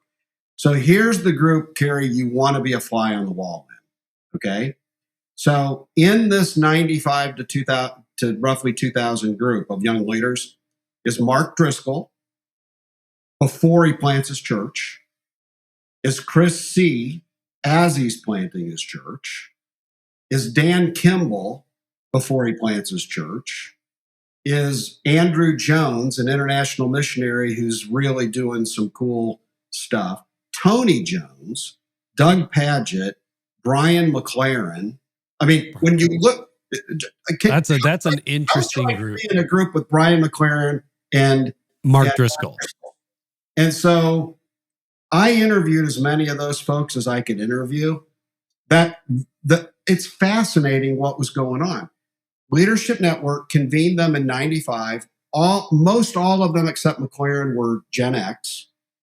And every one of them I interviewed confirmed that the reason they were coming together is they wanted to be missional. They wanted to figure out, and Leslie Newbegin was who they were looking at primarily. Man, and I did not know that. Yeah, they convened around Leslie Newbegin and looking at what he was doing and what would it look like to plant missional churches in a postmodern era. So 95 to 2000, it's really fascinating, a series of Gen X gatherings. There's a famous one in Santa Fe and another one. It's the one with the cursing Mark Driscoll stories that you hear. And out of that, you end up with, there's such a diversity of people that the guys like Kimball and Driscoll and Chris C., they go off and plant churches, and they're very focused on their planting churches. Now the kids are coming along. They're busy with the kids. So the Young Leaders Network starts to disengage. They're starting to associate. And out of that, the progressive side, Doug Padgett, Brian McLaren, Tony Jones, they formed what would be Emergent Village or the Emergent Conversation.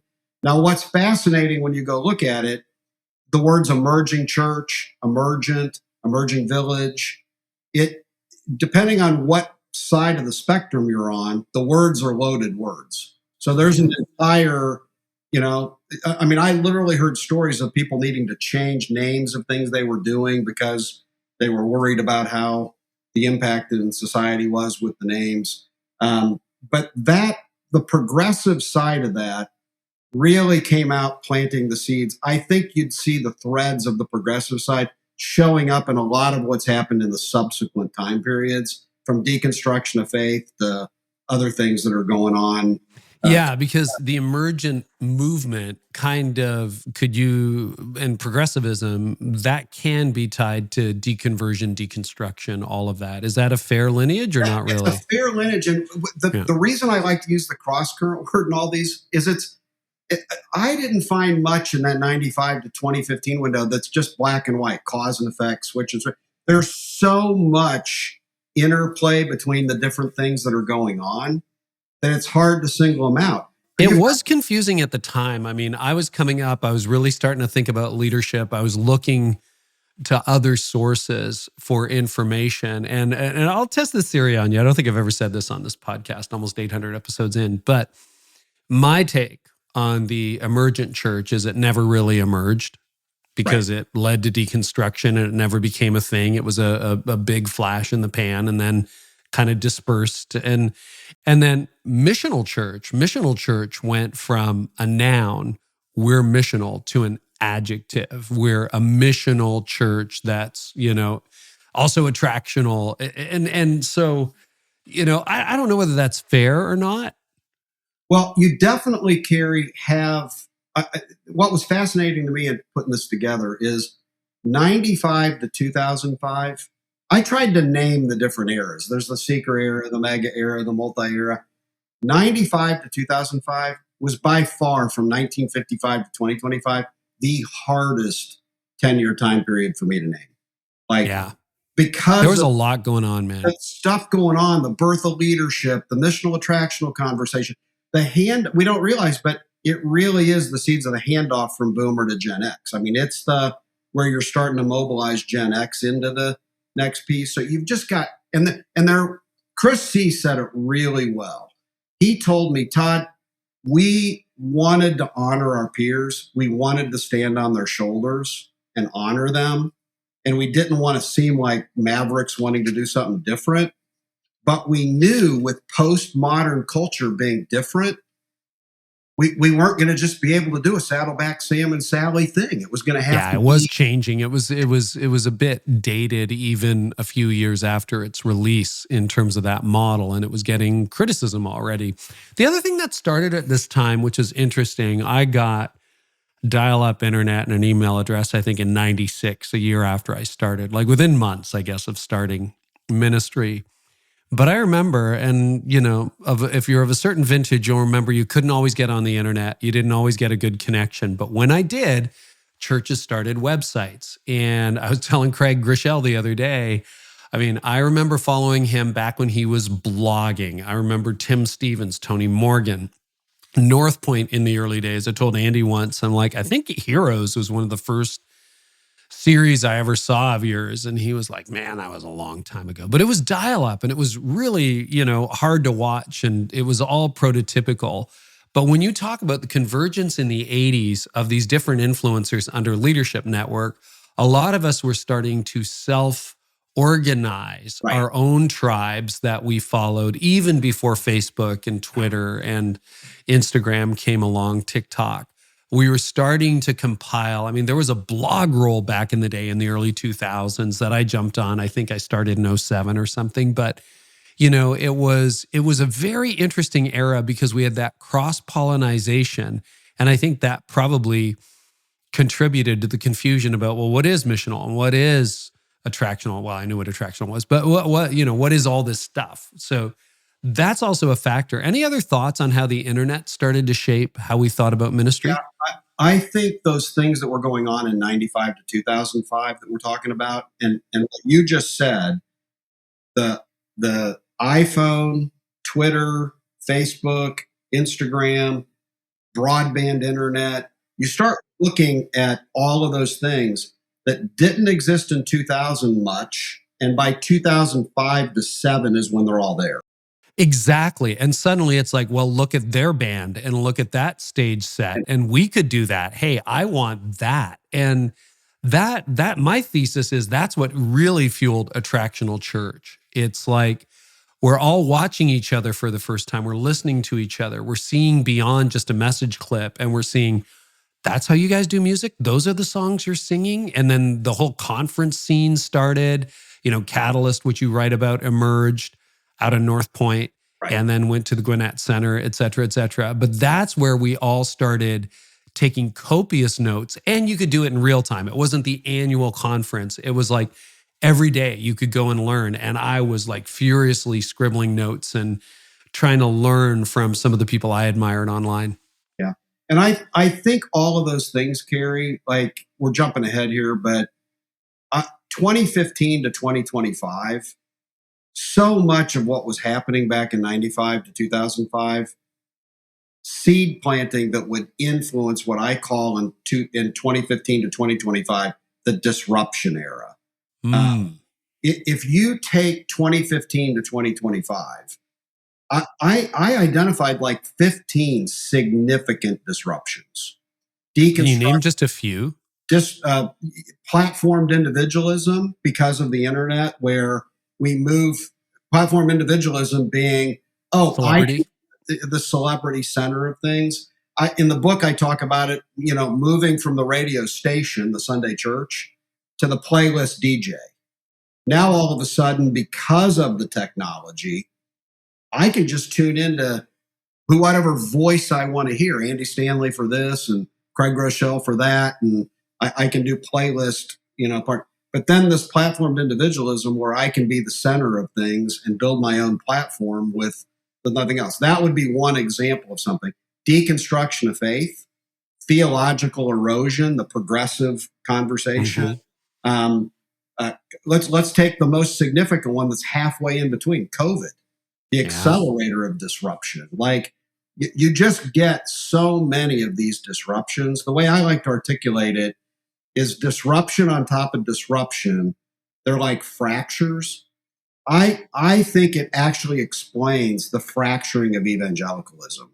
Like you've got all these things coming together and converging in a time period where you get the chaos of all the disruptions creating fracture in a way that I'm not sure how we recover. I mean, really, that would be your assessment of it now in 2026. I don't know how we recover. I'm not wanting to be. I'm not wanting to sound too negative, Carey. I just no on it, but let's just take evangelicalism for a second. Like, if you ask me to articulate like the defining, like how do you boil it down? Okay, 25 years ago, if I'm going back into that 2000 time window, but let's even go to 1990. There is unity on sanctity of life, sanctity of marriage, sanctity of gender, and sanctity of scripture. We'll just call it the unity of sanctities. You think as people who used to call themselves evangelicals, or now would say they're not, how are we going to get back to unity on whatever defining things like that you want to bring together?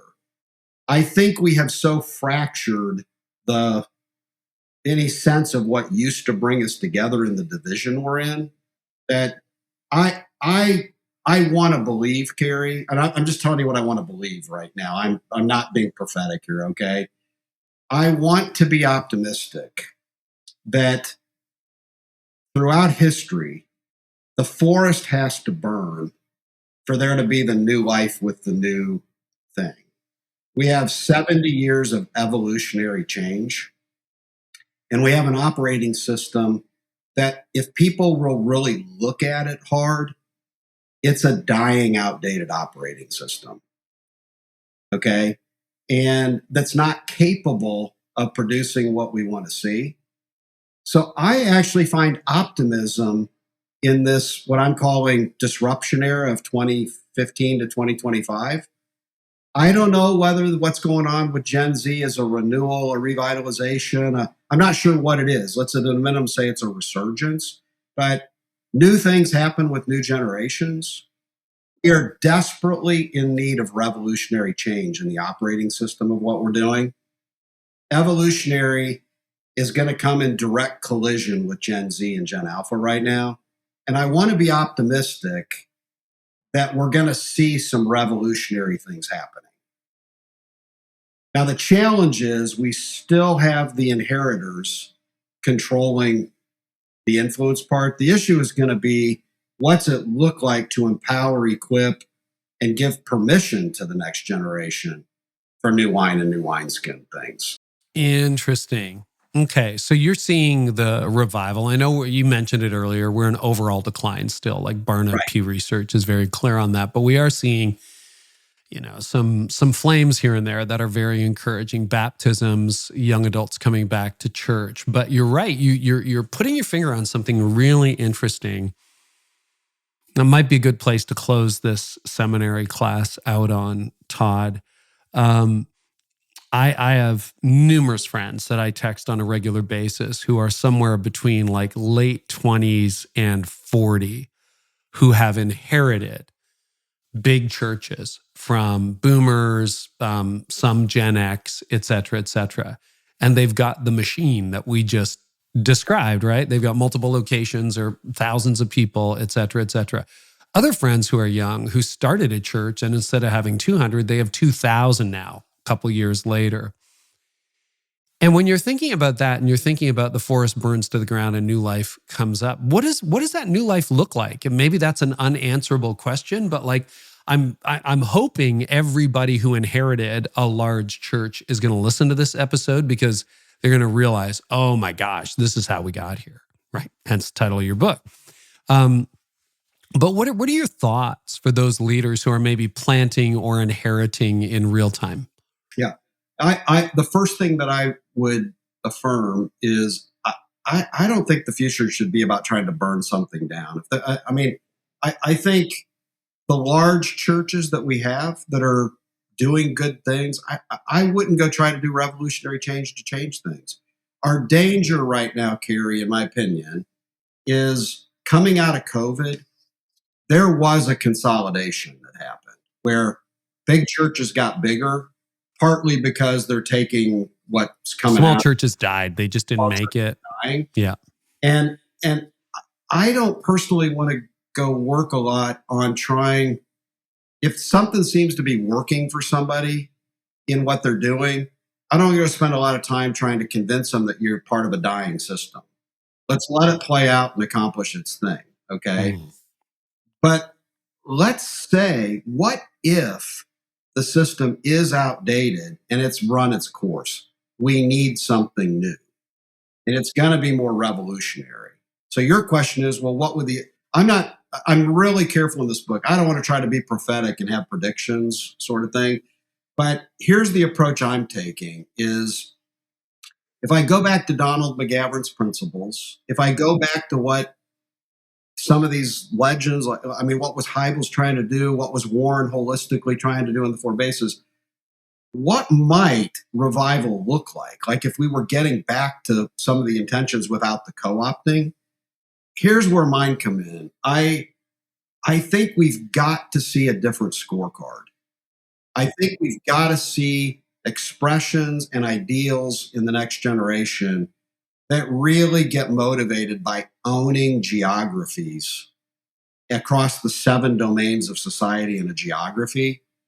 What are the 7 domains in society? Those are the things. There's church, there's education, business, technology. Some people say 9 hills, 7 hills. It's whatever number you want to use across all the domains of society, where the church kind of stays in its lane. And that's part of the problem when the definition of success is growing big. We're growing big in our domain. But are we really transforming society? We didn't go down this path, but the definition of a movement, if you really go look at definitions of a movement, there's typically a leader, there's a cause, there's followers, there's impact, and there's generational ripple to it. And if you take those 5 things, the real distinctives out of those are the impact and the generational. What's the impact?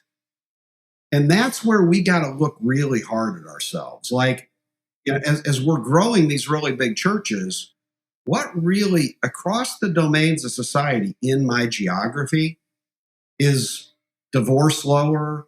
Is pornography lower?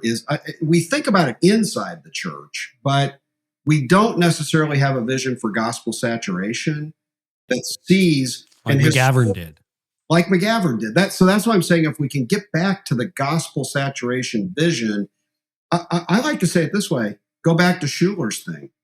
It's a way bigger vision to have a gospel saturation vision than growing a big church. Yeah, and personal health. I mean, I think this has been really helpful too. Like that whole character platform thing, I think is huge. Like if you're stepping into something big, I've often thought, and I've said it before, but like I'm really glad this podcast is something I didn't have in my 30s, because I don't think I could have handled the size or the quote success, whatever that means.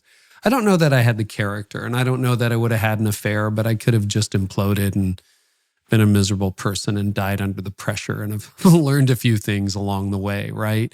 But I think it's very, very helpful. And I think, moral failure has been around as long as people have been around. And any student of history and spend 20 minutes in it, you're going to discover it in every size and everything. But I think there are unique pressures that come. And like I said, we've had hundreds of guests on this podcast, and most of them who have led very large organizations. Well, actually, I've never met one who said, no, I knew exactly it was going to be 50,000 people. I knew exactly this was going to be a $20 billion corporation. Like nobody, business leaders or church leaders, they all have dreams, but they don't think it's going to happen.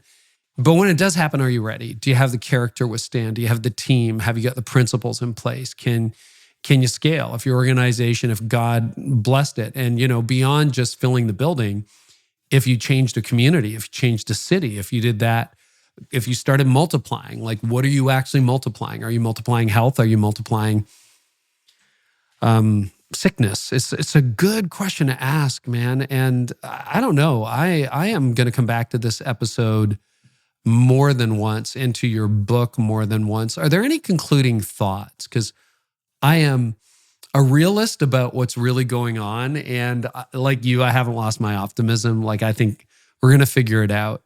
Yeah, I think, Carey, one of your disruptive trends this year is the discipleship, like becoming more programmatic kind of thing. I think that's got to be part of it, is we're focused on the mission of the church of disciple making over the noun discipleship. I think what I'm really burdened by is the next generation part of this, that I don't think we can just assume that because there's some good, bright spots with it. We've got to figure out, how do we come alongside, give permission, give cheerleading? How do we allow new expressions, new things, pouring gas on, and at the same time, not throw the baby out with the bathwater either. The part of what's gotten us where we are is a degradation on the theology. It's this platformed individualism. There's some challenges that we can't just assume the character's there, the solid theology's there. And I think what it looks like for boomers and Gen X and increasingly millennials to see their role as, how am I equipping and mobilizing this next generation? Not just for the evolutionary part, but what's it look like to truly give permission for some revolutionary change, recognizing that we can't just assume that the character stuff you're talking about. The surveys right now are showing, it's funny. I was in a meeting with a guy the other day that highlighted that he asked the question of us in the room, what'd you want to be when you were a kid? And everybody in the room, these are all boomers and Gen Xers in the room, and I wanted to be an astronaut. I wanted to be president. I wanted to be an engineer. Every answer was somebody wanted to build something productive. And now the studies are showing that Gen Z wants to be platform influencers on YouTube. All right, I want to be a YouTuber. Mm-hmm. I want to be a YouTuber. I want to be a TikTok influencer. And you know want what? to have a private jet. I don't want to just not everybody. I don't want to just be a naysayer on that, but it's like, how do we release and equip that, but do it in a way that we're also staying core to disciple making, Jesus, saturation, like what these things. And I think we've got a major challenge of that balancing act. Yeah, I agree with you. A cynical take on our conversation or the history of the church growth movement would be great. The boomers ruined the housing market, they ruined the economy, and now they're ruining the church, and we inherit all this. But the other thing a mentor once said to me that I've never forgotten and try to live by, you can fight it or you can fund it.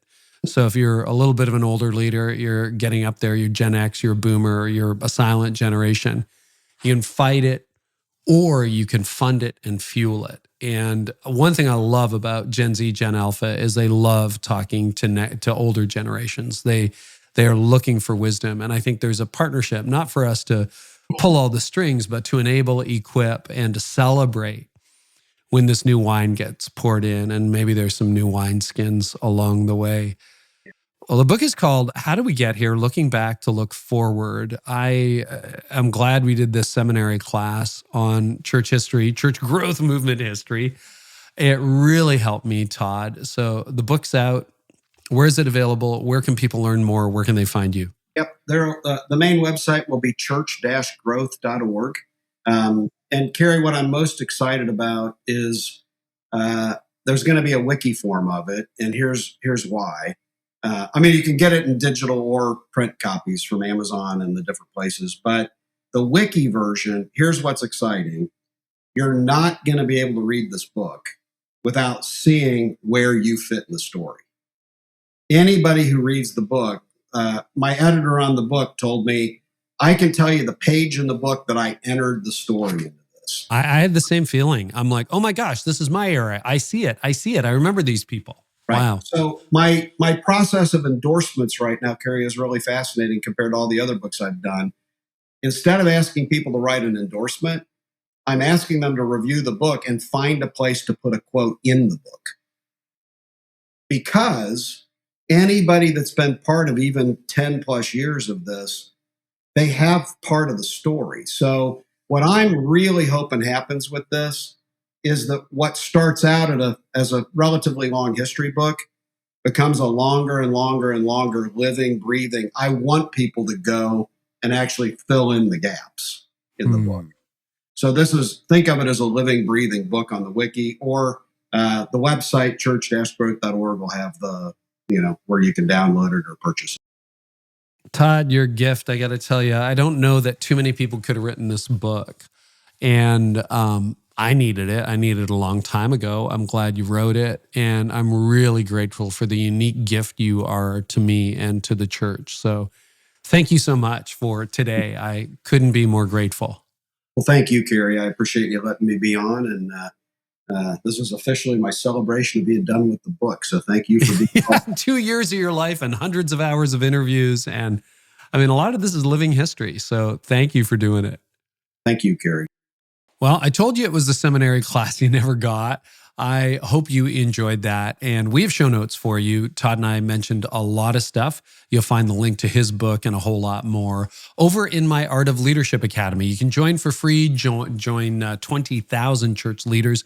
We have great conversations in the academy, and you can join for free by going to the artofleadershipacademy.com or clicking the link in the description of this episode. It'll take you directly there, and come join the conversation, move from the crowd to the core, and we will discuss good topics like this, and we'll do it without the usual noise of the internet. We have a lot of great conversations there. Well, next episode, I've got Vic Green and Robbie Gallaty, and they are talking about what happens when the playbook that you have been using for years stops working, particularly on discipleship and evangelism and revival. Talk about all those things. Now, the best way to make sure you don't miss it is to hit follow. Wherever you're listening, wherever you're watching, follow, subscribe. I want to thank you. It's such a privilege to be able to do this and to take it in so many different directions. Today was definitely a different direction, but I do hope that it was helpful to you and to your team. We'll catch you next time on the podcast. Remember, if this was meaningful, leave us a rating and review, share it with a friend, and maybe post it to social. We are really grateful for that. You can tag me. I'm on Instagram, Carey Nieuwhof over there. I hope our time together today helped you identify and break a growth barrier you're facing.